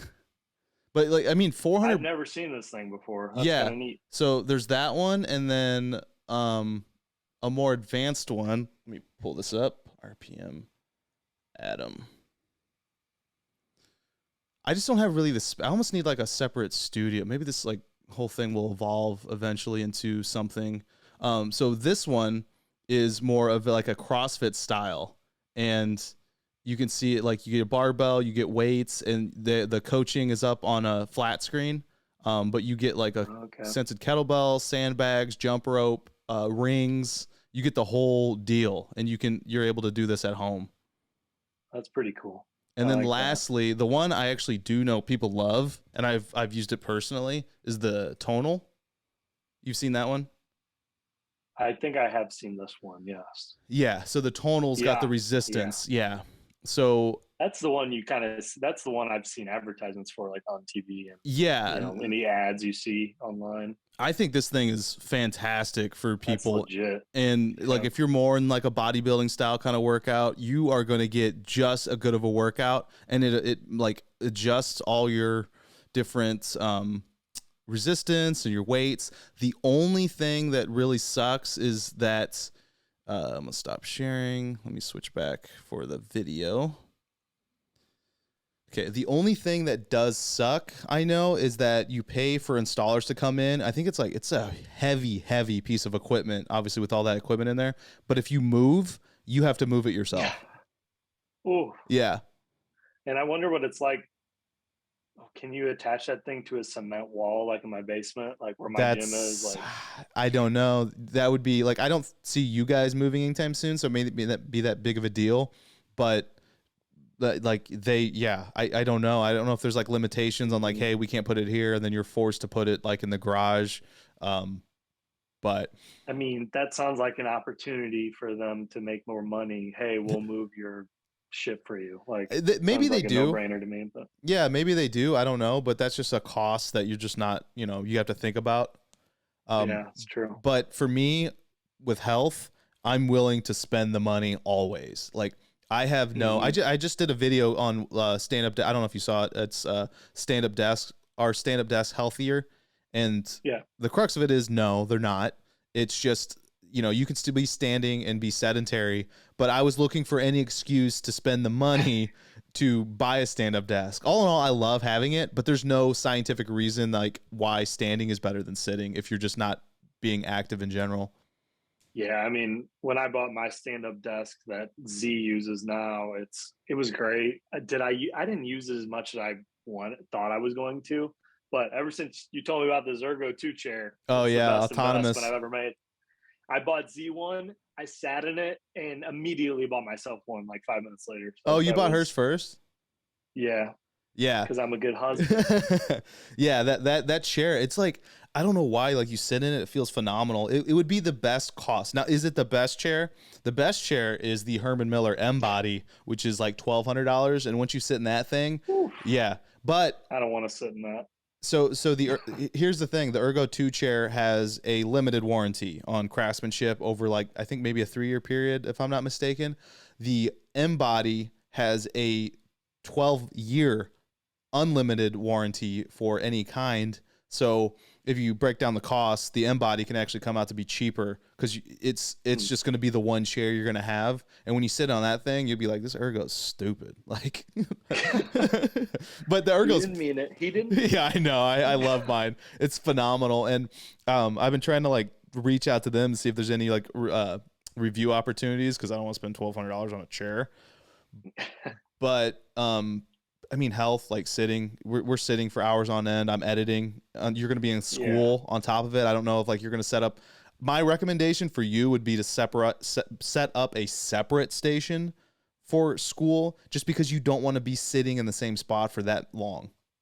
I mean, I was thinking about that because I mean, I come down here at like 7, sometimes earlier, and then I'm logging off at like 5, 6, and then I'm going to be going to class online here. I could potentially sleep in this bed over here too. I could be in this room all day, every day, if it works out that way. And I don't want to do it that way. So yeah, that's probably a good idea to change some things up a bit. Yeah, you almost need like your classroom. Like I have to have a creative space, and I can't have like a creative, like up here behind like my podcast studio, I have like a little gaming area where that's where I'm going to game. I'm going to work down at my stand-up desk. I also shoot videos down there, but at my kitchen table is where I do like my research and my editing, just so I'm like, I have different mental spaces too. Otherwise I'm sitting and not moving from the same spot for hours on end. And that's when I start going crazy. Like I can't do that. Yeah, that's definitely something I got to figure out. I got a lot to figure out. We'll see. I'll have a lot of opportunities to figure stuff out too. Yeah, experimenting, man. Yeah, like as long as you have like ways to log, like especially that journal and keeping track of like what you're doing, you're gonna have an easy way to be like, this worked, this didn't work. It's just that's why I love journaling so much. It's a history, just like you were talking about with wellness and being able to look back at your nutrition and what you're working out on. You need some sort of like historical account of how you're improving your professional, mental, physical health. Yeah, I agree. So I have a few things I want to show you, or at least talk about some articles. So this whole podcast mishmash is going to be us like talking about general things like going on with his life, more behind the scenes of what's going on with my life, and some of the behind the content of like how the sausage is made with content, and also talking about different articles that I found interesting. But at least for the first one, we're going to talk, like, this is a tech channel, and I ask everybody that comes on, what like tech are you using now for fitness related or supplements? Like what brands, what clothing are you into? You're wearing like an Under Armour shirt. And what are you into as far as products for working out? So I guess we'll start with clothing, because that's the first thing that came to mind. I just got some Bombas, those socks. Yeah. Oh my goodness. It's like heaven on your foot. I mean, making an investment in socks, I've never done it. And I always get holes in them, or Leia rips them to shreds. Have you never had so Stance? It's like, no, I mean, I've always just but They got the no, coolest. your typical socks. Stance has the coolest. Like I have my Packers, my Cardinals socks, my Heat, my Space Jam. Like I got like I got all these cool patterns on. Usually I'm wearing them. I'm barefoot right now, but yeah, I love Stance socks. I've never used Bombas, but I know those are the ones that actually donate a pair to the homeless, right? Yeah, I think they were a Shark Tank They were. company, if I'm not mistaken. Yeah. Damon John Um, invested in them. I'm pretty sure. Yeah, that sounds right. Fitness wise, I mean, I have kind of a home gym set Wait, up. did you wear those So, I mean, joggers yet? no, I haven't. You haven't put those joggers Dang it. on? Dude, I don't know. I don't really don't wear pants. So.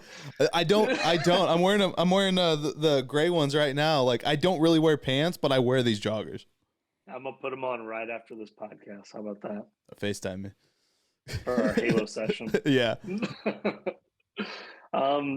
Tech wise, I'm trying to fitness wise, usually I'm just doing whatever you're telling me to do. I mean, Yeah. from a fitness, I have that massage gun you gave me, that massage gun mini. Which one was that? Great. The Recover Fun? I have it right here on my desk. This one. Recover Yeah, the Fun. Recover Fun. Yeah, that one's great. Freaking awesome. I love it.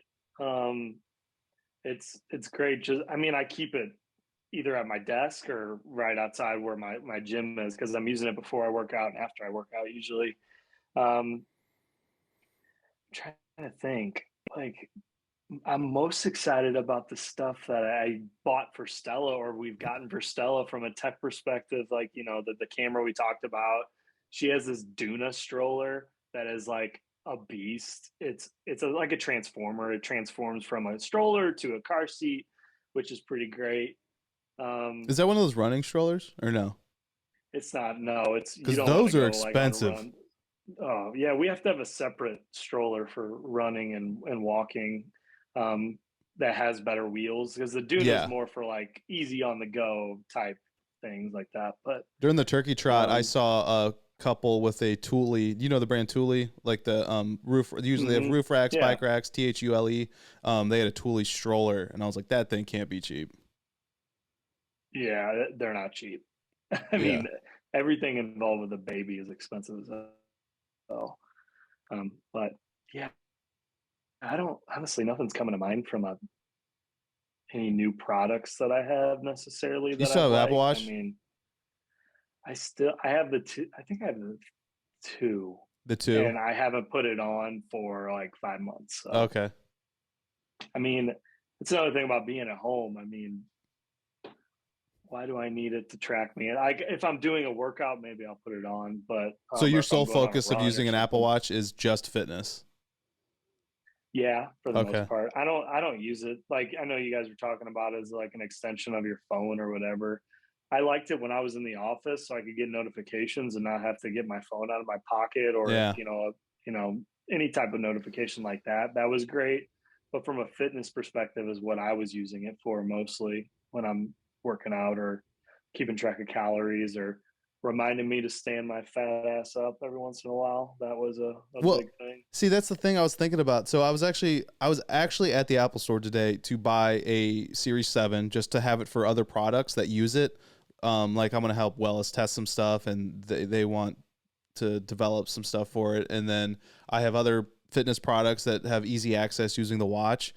I just look at it and I'm like, man, I don't like some of the close rings anymore. I don't like the focus of caloric burn, the stand goal, especially after doing that research about standing. Yeah. Just merely standing up isn't a health habit that you really need for 12 times a day. So what's the purpose of the stand goal anymore? I don't know. Yeah, I never liked the stand goal. I mean, I like the reminder to, hey, maybe you should get up.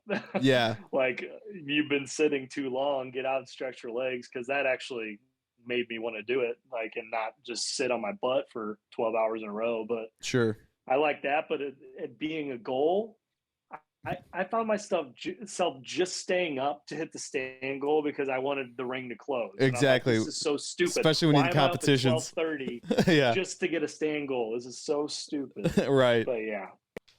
How about supplements? You're still First Form guy? Yeah, I'm using First Form mostly. I use just a generic multivitamin, generic fish oil. And then mostly First Form or like a cheap whey protein if I, don't want to spend up. But yeah, that's basics. Do you ever do protein coffee or no? Yeah. After you told me about what is it, the cookie batter? Yeah, the cinnamon cookie batter, and you're. Oh man, that's good. I look forward to it good. every single day. Yeah, I think what I would do is I would mix milk, or I would heat up a glass of milk. I would put the protein in there, mix it up really good, and then I would put it in the frother, froth it up. Yeah.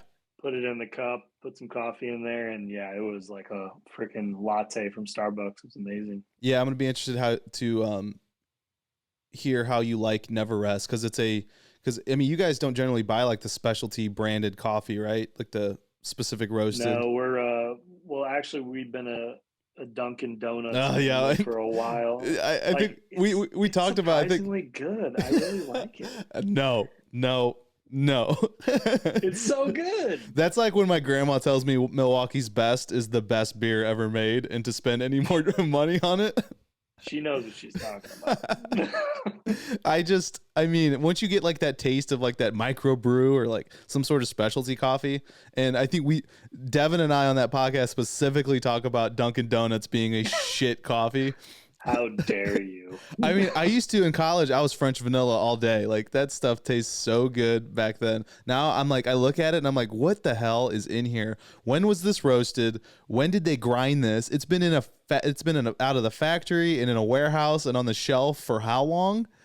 And then versus like you get Never Rest coffee and use code I think West 10 or 20, whatever it is, or code West. It's code West for 10% off.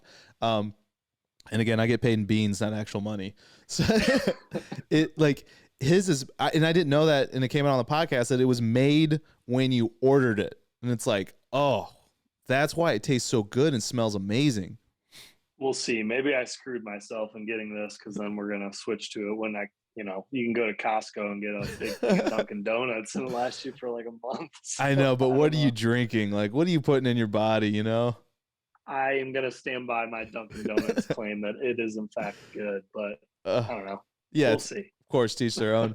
Yeah, I don't think there's anything else that I know that you do. You do have a sign in your gym dedicated to my late father, which I love. What does it say? Big Bill's Gym for Muscles. That's right. Because you got some of his weights, and those weights are going to last forever. And I got to say, iron does not weigh more than bumper plates, because some people like to say it does, but it sure feels it does feel that way, don't it? I like lift up like 30-pound dumbbells and I'm like, why do these feel like they're 50 pounds? I just put a video out doing like a gym tour of my gym, and I say that, and then afterwards I'm like, I've actually never tested this, and I did get a scale and verified that yes, the bumper plates do weigh the same. It just, for some reason, man, they feel heavier. Yeah, definitely. I do have the shake weight. I don't know. Yeah, that's right. I should do. That's funny. It was just, we're laughing. Do you know who the Liver King is? Yeah, that guy's a freaking nut. What is going on with this guy? I don't understand why he's doing what he's doing. I call him Buff Tim Allen. All right, we're gonna switch here, and we're gonna go into a couple of the guys at work are obsessed with this dude. Well, it doesn't. Does that encourage them to go to the gym, or does it just mean that they want to make fun of him? They just like watching his video. Well, they all work out, so I mean, Brian Johnson, dude's a beast. I want to do I want to do a parody. Okay, for anybody listening or watching, let's see. Often, but if I do, I'm coming in with one trip. Hell yeah. This guy, the Liver King, he's just this absolute juice dude. Barbarian. Yeah, we trade Barbarian, sure. Dude, okay, let's talk about groceries in one trip really quick. That's the thing I hate about Costco. Like, it's boxes? impossible to do one trip with Costco. Yeah, the boxes. It really hurts. It hurts your self-esteem a little bit when you can't do it in one trip. I'm looking for the specific one where he takes all the shots of the egg yolks, because the most impressive thing about that video is that he has 50 shot glasses. Have you ever drank egg yolk straight? Yeah, of course I did. My dad and I used to love watching Rocky, and I tried it, and I'm like, this is so stupid. Like, it's so much better cooked. Okay, your honest opinion. This dude takes steroids or no? I hear a lot of chatter that I would think guys. yes, but I don't know. He has says that he's never taken shortcuts, but he's never outright said that he hasn't taken steroids. But I've always wanted to do. I personally have no problem with it, but like doing this content and getting into this like fitness world, people are so judgy on how you work out, what you eat, what you take, that I'm trying to be as transparent as possible, try to provide as much detail of why I take something. Like I'm taking Turkesterone right now. Part of the reason I got a DEXA scan is I want to see my body recomposition. I want to see if it actually helps you lose fat and keep muscle. But everyone just is super like, I mean, he sells supplements, so I guess there's kind of an element of, hey, if you're taking other stuff, then and you're trying to mislead people into saying that you're only taking your liver supplements, that's a problem. But overall, dude, he's jacked. He's working his ass off by any account. But the whole primal thing, I've been wanting to do a parody of just be like, all right, I just had 12 bull testicles and like I'm about to deadlift 600 pounds, because he does that in a video. He's balls. I liked listening to Dave on the Wellness podcast talk about like how I mean, I was the same way during when I lost all that weight. I mean, literally the only thing I was doing was multivitamin and whey protein to get my protein macro to hit, because it was tough to do it with all food for me. But like, that's all I was doing. I wasn't doing anything crazy. I mean, multivitamin, whey protein. Oh yeah, that was it. Like bare minimum, man. That's the only thing that's hard with supplement companies. So one of the things to be transparent about, like the First Form program, is that they want to encourage you. So you have monthly minimums of spend that you have to do with the company, and it's to encourage using their different products. But for someone like me, I need to know what is the actual health value and the return of taking something versus getting it from my food, because it's to supplement your diet. And if you want to take some of this, what I consider to actually be bullshit, it's not.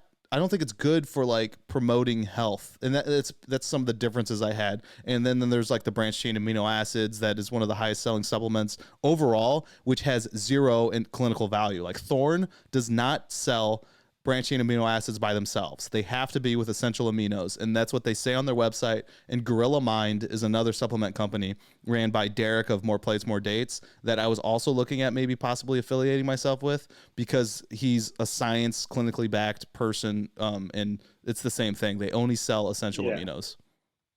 Yeah, I got to be careful with all this stuff, because I'll do anything anyone tells me to do. I mean, you could tell me to go eat bull testicles. If you go eat bull testicles and work out right after, you're going to have a six-pack, I'd probably do it. Well, like a lot of stuff. So I am doing like protein coffee because I love it personally. So I'll figure out how it fits into my macros. But a lot of the stuff that I take when I go to a cut goes out the window, because for the most part, I can get it through my diet.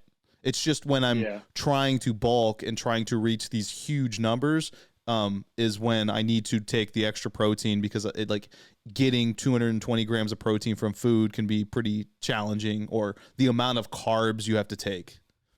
Yeah, that's tough. I remember those days, and I hated every second of it.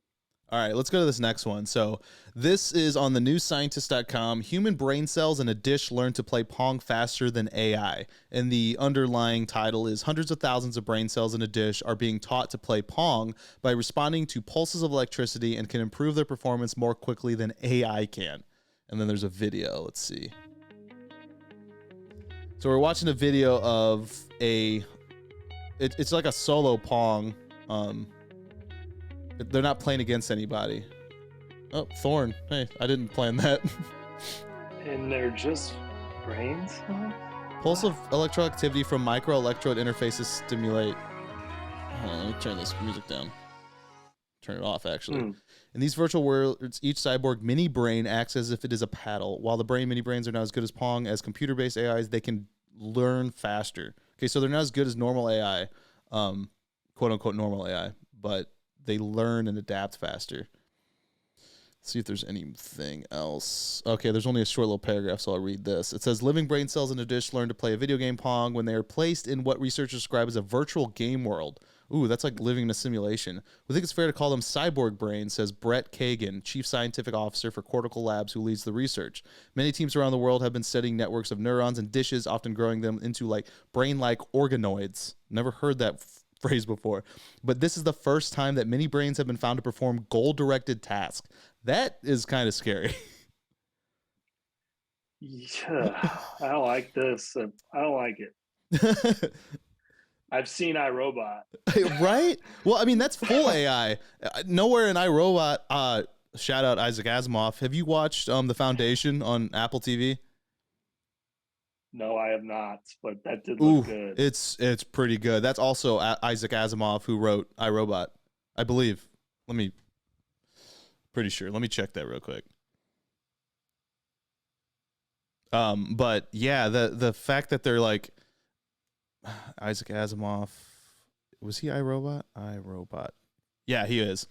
I mean, he's the one that they still abide by the 3 robot laws that they recite in that. So like even people that are researching AI or people at like Boston Dynamic or whatever are using like they just make sense. It's like principles that make sense. Yeah, I've seen a couple videos of like the robots that they're building, like the ones that are on like all fours, like they have 4 legs and they're like opening doors. Yeah. Did you watch the Boba Fett? Oh God, that's scary. Wait, which one? Did you watch the first episode of the Book of Boba Fett? Oh no, I haven't yet. Oh, there's a scene where it's like a sheep herder. They're like walking through town and they have a whole herd of those. And she's like kicking them and she's like hitting them with a stick and getting them to like herd together. Yeah. You haven't watched, man, for being a Star Wars guy. I'm not even a Star Wars guy. I watched it. Dude, we have time to watch. Oh, that's right. One show usually. And we're sticking with. I think we've been watching The Flash. I've been catching up on that. I've been off this week. You haven't. That's true. I'll tell you though. I watched the new Spider-Man, and it made me tear. Oh my God, I want to freaking go see that so bad. It's incredible. It made me tear up. And then, so I had been stopping from watching the new James Bond because my dad and I watched all the James Bonds together, and I was like, whatever. Mm-hmm. That one, man, that's a tearjerker too. Like, so back-to-back nights, I'm like, right before bed, I'm like watching these, and I'm like, man, like, it's like. How'd you watch Spider-Man? If you can't say it, then don't. But I will say, my video's been frozen on mine. Am I moving on yours? No, you're not moving. What's going on? Okay, sorry guys listening. Like, man, he's really super still. Yeah, but why is that the pose that it had to stop me on? You look like you're thinking, or Anyway, doing something. I don't know what happened with the camera. But anyway, I will say I did not find a version where someone recorded it on a camera within a movie studio. I will also say it isn't the best quality, but it is watchable. See, I can't do that. I need good quality or I ain't watching it. Oh, you've always been able to do that. I can't do it. I just because I can't wait. Like I already read the spoilers. As soon as it came out, I read the spoilers. I'm like, what happens? Who's in it? Like the cross. Oh man, the only thing I will say is that everything got connected. It's pretty dope. I'm excited. Netflix, the first Spider-Man was good. The second one was pretty good too. I just, it was okay. But I'm really excited for the third one. I don't know what the writing. Disney. So I read the book Creativity Inc., which is about the Pixar guys, and it talks about how they stick with teams of people. So usually on a movie production, they hire all these people. Let me see. Hopefully, if I switch back real quick, let me stop sharing real quick. This is why I need someone to produce this. Stop. You'll get there. I'm not going to be the 4th episode, but you'll get there. I don't know where my video just disappeared. All right. Well, sorry, people that are watching. You get to see Adam. Anyway, Sorry. That sucks. So in the book Creativity Inc. and I've been getting really into storytelling, how to tell a better content story. They talk about how, like in a normal movie production, you get teams of people, you hire people, and they all get not fired at the end, but they break apart. Pixar was different because it was the same team going, and it still is going from the one movie to the next, and they poke holes into each other's plot lines. Like there was a story, I forget which, they talk about specifically the Toy Story where Woody gets sold off, or that collector like looks for him. And the whole idea, that's the second one. Yeah. So the second one is him. Like they have like, okay, it's just, he gets sold off. Okay. But what's the worry? So someone within Pixar on the team decided to plant the little penguin guy who was the lost toy up on the shelf to put the idea in his head that eventually Andy is no longer going to want Woody. So Woody would eventually later on in the movie struggle with the idea that he doesn't want to go back to Andy. And it's like, it's little stuff like that you don't realize is integral to the story that Disney nails. And I'm not a Star Wars guy, but the way that they've handled the new Star Wars, and sorry if it's blasphemous for me to say that for the Star Wars people, but even like the Book of Boba Fett and how they got him out of the Sarlacc pit, and which is the very first few minutes, so it's not really spoiling anything, gets you right back into the storyline. Yeah, I really like what they've done with Mandalorian. Was holy smokes, like one of my favorite shows, right? And I mean, even you liking Mandalorian should tell every Star Wars fan what I know, 'cause you're not a big Star Wars guy and you loved it. So. Yeah, and then with the new Spider-Man, so there was the Andrew Garfield ones that I wasn't a big fan of at all, and there were some villains in there that are in the new Spider-Man, and they fix those characters. Like they weren't. That's weird. I read that they were going to do that, and I was interested to see how. Dude, so everything. We'll have to talk about it next time. Yeah, Sony, Netflix, and Disney all got linked together in the new Spider-Man, which is dope as hell. And if you watched Hawkeye, if you finished that on Disney Plus, you would know that they brought like the Daredevil universe got into the MCU. Ooh, yeah, well, that's interesting too. Yeah, I'm so freaking far behind on all this crap. Like I said, we pick a baby and we pick a show, and then we go. I mean, we couldn't even watch a show for the first 2 months she was born. I mean, when she was 1-2 months, it was like we had to pick like reality TV because we couldn't. Everything we were watching, we would have to stop and then start again. So it's like, what could we turn on?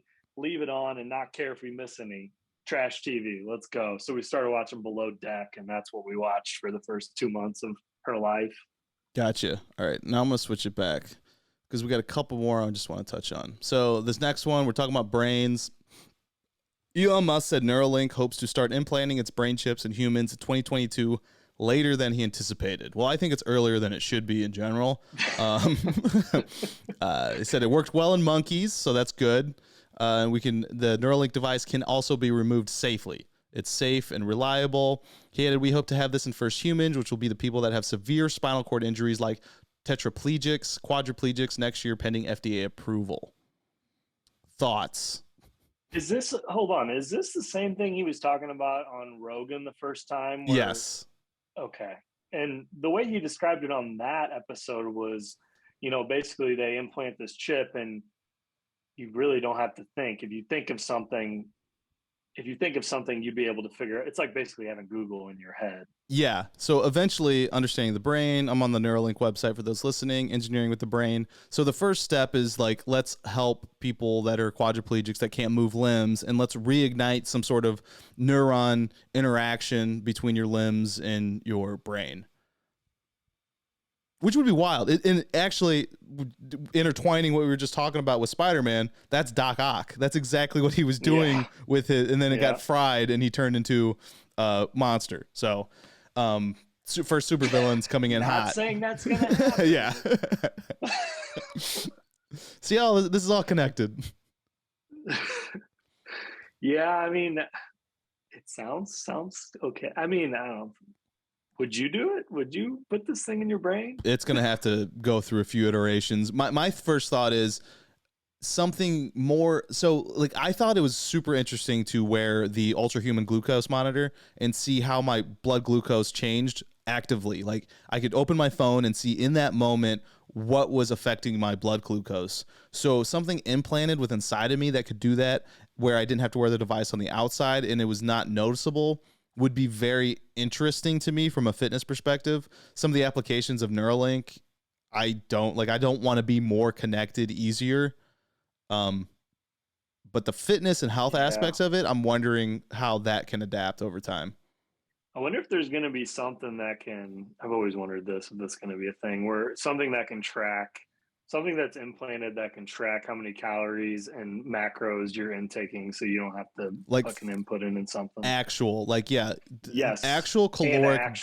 Yeah, actual caloric burn is going to be, it's always going to be a challenge. And actual body fat composition is like active stuff like that, where you could run diagnostics on yourself and get real-time readings, is always going to be a challenge. And maybe in the future there's going to be some sort of solution to it, because when people tell me what's the best calorie tracker, it is the Apple Watch, I will say, but it can still be, it's been proven to be off as much as 70% in some cases, which is wild. Holy smokes, that's a lot.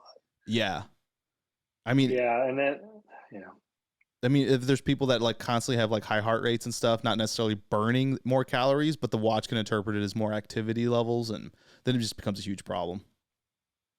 Yeah, I'd agree with that. I mean, last thing on this, when he was describing it on the way he was describing it on Joe Rogan's podcast, I was like, well, that sounds kind of cool. I mean, someone like me, my memory is complete shit, so I would really like the idea of being able to. Well, it's not a hard drive. Without my notes, so having something where I can remember things or be able to look something up really quick would be kind of cool. But I also don't want to be tracked by God knows who. I don't know if I'd want that though. Something. There was a House episode where a woman had memory, like she could remember every single thing, and it wasn't a blessing, it was a curse. Because she had to, like, people, like, your brain has this ability to protect itself from traumatic experiences and everything. Or even like, you ever sit there and you have an embarrassing moment pop in your head and you're like, oh God, like it happened 20 something years ago, but it still drives you nuts. Yeah, but I don't know. Just imagine that all the time. Remember what Zarina told me like 5 minutes ago. Oh, okay. Well, is that a listening, or is that a memory thing, or is it a paying attention thing? She says I'm not listening. Yeah. But I think it's because my memory is really. I think it's all the fraternity days with booze. No, I think it's a paying attention thing, which becomes different, because I bet if we talk about Halo, then you can remember a lot of things on that because you have reserved space in your brain. All right, speaking of Halo. Remember that game we played like 2 weeks ago where I went like 20-5? Remember that? Yeah. Capture the flag. Zarina told me to get something from the store today. I can't. She had to tell me 10 times what we got my nephew for Christmas. No joke. I was like, what we get him? Well, that's just your brain going, we don't need this. We don't. And I always do that. I always think about like in my brain, I've told multiple people this, there are all the lyrics to the Bare Naked Ladies song 1 week. And yep. So what is supposed to be there? Yeah, I don't know. I'm kind of the same way. Like with work stuff, my memory is like, I'm a savant. I can remember everything that we're doing, every order, like remember PO numbers, all this stuff. And then I can't remember like what I did 2 weeks ago. Yeah. I mean, it's just what your brain does. And also sleep has a big part of that too. When you sleep and you hit REM, your body, your brain does its own brain dump. It's like, it's your mental computer. So it's like putting stuff in hard drives for long-term storage, and then, or it's putting it in the trash can and dumping it. So if your brain's inadvertently being like, we don't care what your nephew got for Christmas, it's like trash, trash, trash. And you're just like, where did I put that file? Like I keep throwing that thing away, but it's like inadvertently your brain's like, we got you, man. by the way, what we got him for Christmas is this really cool thing that hooks up to his iPad, and he can draw a picture on it, and then it projects to the iPad, and it's kind of cool. Oh, as someone like, I mean, I like to play video games. I'd say, you know, for sure you're more into them than me. Oculus, this was something I was toying with doing a review with. I just don't have interest in being connected to the metaverse. And Oculus has been really pushing hard advertising fitness and cardio for virtual reality. Do you have any interest in trying that? For fitness? Yeah. I don't know. I'd really like to play Star Wars on the Oculus, though. Oh, is it on there? Fun. Yeah. Do you get to do the Anakin and the Remember, people were joking about doing the scene where Anakin kills all the younglings. I was like, well, that's kind of messed up, but I mean, I'd give it a go. Yeah, it's just a game. All right, let's get in this last one. Last article. Omicron surge, the Omegatron surge leaves fitness industry sweating with the new year around the corner. The reason I wanted to bring this up, and that is pretty much the headline that I wanted to bring up. Let me put back full display, even though I apologize if you're watching, you can't see me anymore. Yeah, what the hell, man? I want to look you in the eyes right now. I'm just looking at you. This is exactly how I do work calls. Yeah, my camera's not working. So you being in St. Louis, which is probably, I would say, like, it's not the extreme of the treatment of the pandemic, and me being in Texas and Florida, like, are you ever interested in going back to the gym? Are you still worried about it, or what's happening in St. Louis? If I didn't have a pretty awesome home gym, I could see myself going back to the gym. I wouldn't be worried about it, really. I think a lot of the people that, a lot of my friends that are still working out a ton, they're going to the gyms. They don't have any gripes about it. I don't know how the gyms are now with cases going a little bit crazy, but I mean, no, I don't really mind it. I wouldn't mind it going back. I would hate wearing a mask at the gym. That would suck. Yeah, there was none at the Club Fitness in St. Louis. Yeah, I think the start of the pandemic really pushed me towards just starting to build up a home gym. And for sure. That's how I love it, especially from a convenience standpoint. So yeah, I'm digging all the workout talk and the new exercise tech and anything that you're buying for your home gym, because that's stuff that I want to continue to build out in mine. And it's just from a convenience standpoint. I mean, it's right on the other side of this wall. And it's, you know, that's just, I don't have any urge to go to a gym anymore in case unless it's like, because I don't have a piece of equipment that I want to use. I don't know, that type of thing. Like, I really enjoyed the hammer strength machines just because for someone that was injured, coming back to it and doing those was a lot less stress on your joints and things like that. That's the only thing I really miss. But yeah, I'm totally content with staying at home and doing my own thing. Yeah. I was looking back. I made a video at the beginning of 2021 talking about like what the fitness trends may be for 2021. It was like the home gym stuff. But I believe what happened was a lot of the people who were really into fitness and couldn't go to the gym because of the pandemic were buying up things like Peloton, and they were building out their home gyms. The people that weren't were the people that weren't working out at all, which now people are going back to the gym. So my prediction for 2022 is that the home gym sales are going to somewhat decline, except in areas where the pandemic is treated a little stricter than in Texas and Florida, where I'm at, or even where you're at in Missouri. Like New York, it's like you need vaccine proof and cards and IDs everywhere. Same with parts of California. So I just think that like that at home push in industry is just going to go back down. Yeah, I think some part of it has to do with where you're at in life too. I mean, for me, a married guy just working out to not have a dad bod, I'm totally content working out by myself at home. I can do that. Well, that's different too. Yeah, you being a dad is another reason. Like eventually, again, some poor woman's gonna let me plant my seed. Finish the sentence, man. What are you gonna do with that? It's like when you, what does Theo Von say? It's like when you start a sentence and you're like, I can't get out of this. That's what just I do happened that right all there. the time. It's terrifying. But for real, you have children. It's like, okay, I have less time for other things. And one thing you can come, like if you have, say it takes, the Club Fitness by your house takes what, 15 minutes to get to maybe.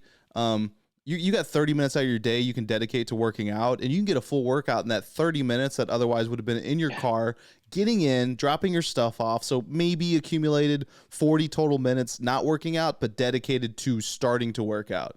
So it's a real thing of having a home gym and saving time. And for me, time is money. So that's a return on investment. I think though too, I don't know if you're like this, but I mean, people want to go to the gym. I don't know if it's an ego thing, if they want to have people That's true. watch them Some work people out do. or be around people Yeah. that are working out. Or I remember being like that, like, 10 years ago. And like, I want to go to the gym. I want to go freaking bench 215 and I want people to watch me do it. Like, I don't know if it's an ego thing or what it was. It's a single guy thing. Yeah. And then even you, like, you're moving to new places. So you're using the gym to go meet people. Yeah, So, it's a club. It's a social club. A valid reason. Yeah. Yeah, and again, working from home full-time remote, I'll just see my dog, and Indy does not want to hear me talk to her all day.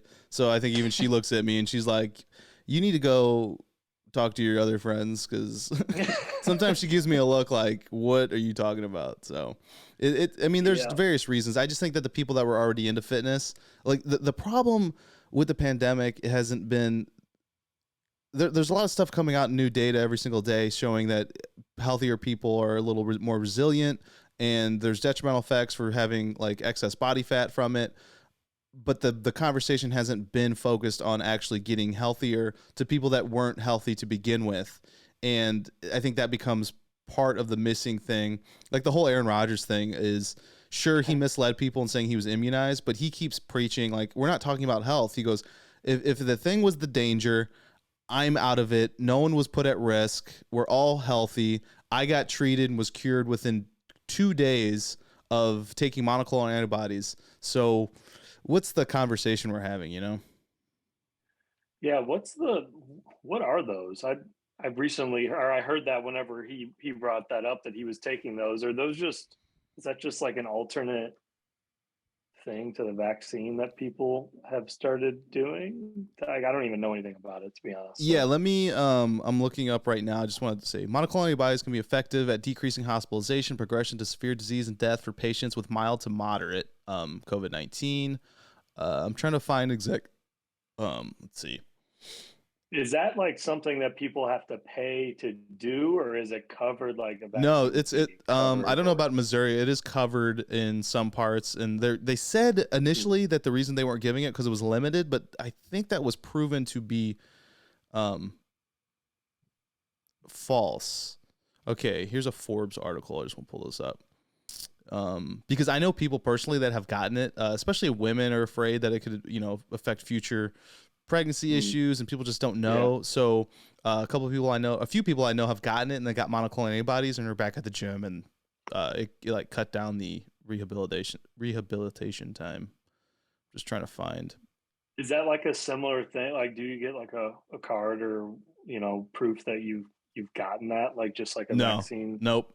It's vaccine or nothing. Like that's where like it's like okay.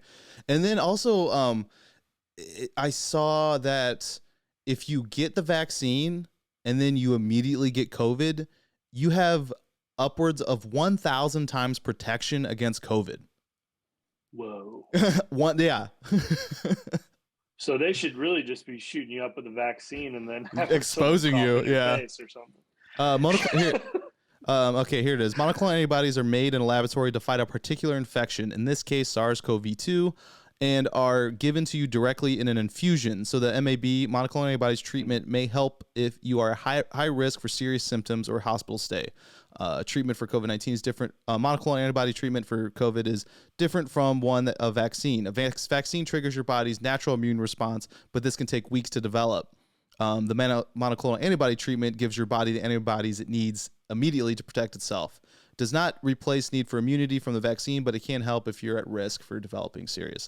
So, okay. So basically what's happening is that they're getting instead of waiting, like I did, I got COVID, and then my body over a course of a week developed the antibodies and fought it off. This is just a straight, here they are, baby, and then put them to work.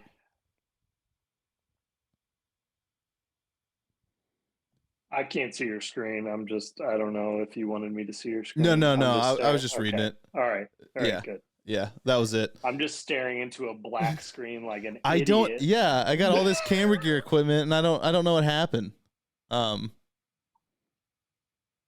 It's Zoom. Zoom keeps giving me problems. I need to figure out how to.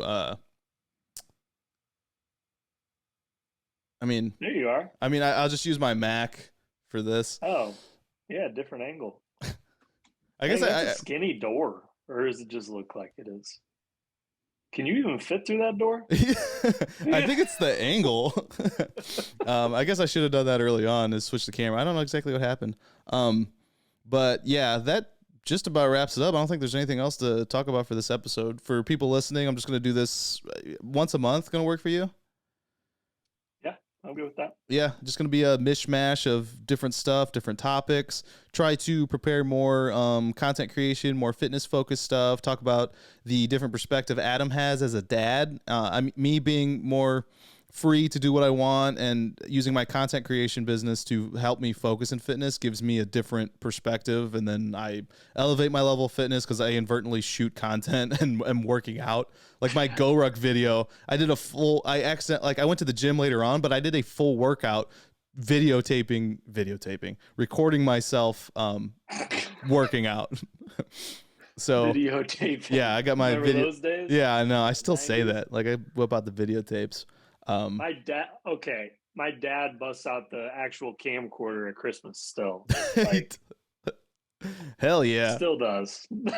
I'm going to have... I don't know what he does with the videos because I've never seen one of them in the last 20 years. So I legit want to start recording the weird thing. So like I got to digitize all the home videos I took from my dad's house, and everyone has way more pictures of themselves and memories of themselves, but they're short little snippets. You get your phone out, but no one's recording full like events. Like no one, like you can watch full Christmases of when we were little, but now like, especially I bet if you look at pictures of your baby, it's probably like 30 seconds here, 30 seconds there, but not like did you record her first entire Christmas?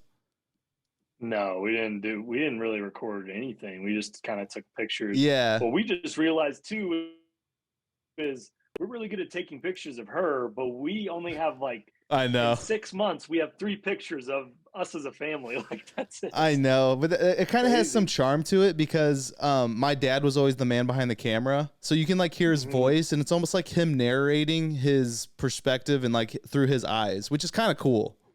Yeah. My grandpa was the same way and he had one of those deep James Earl Jones voices.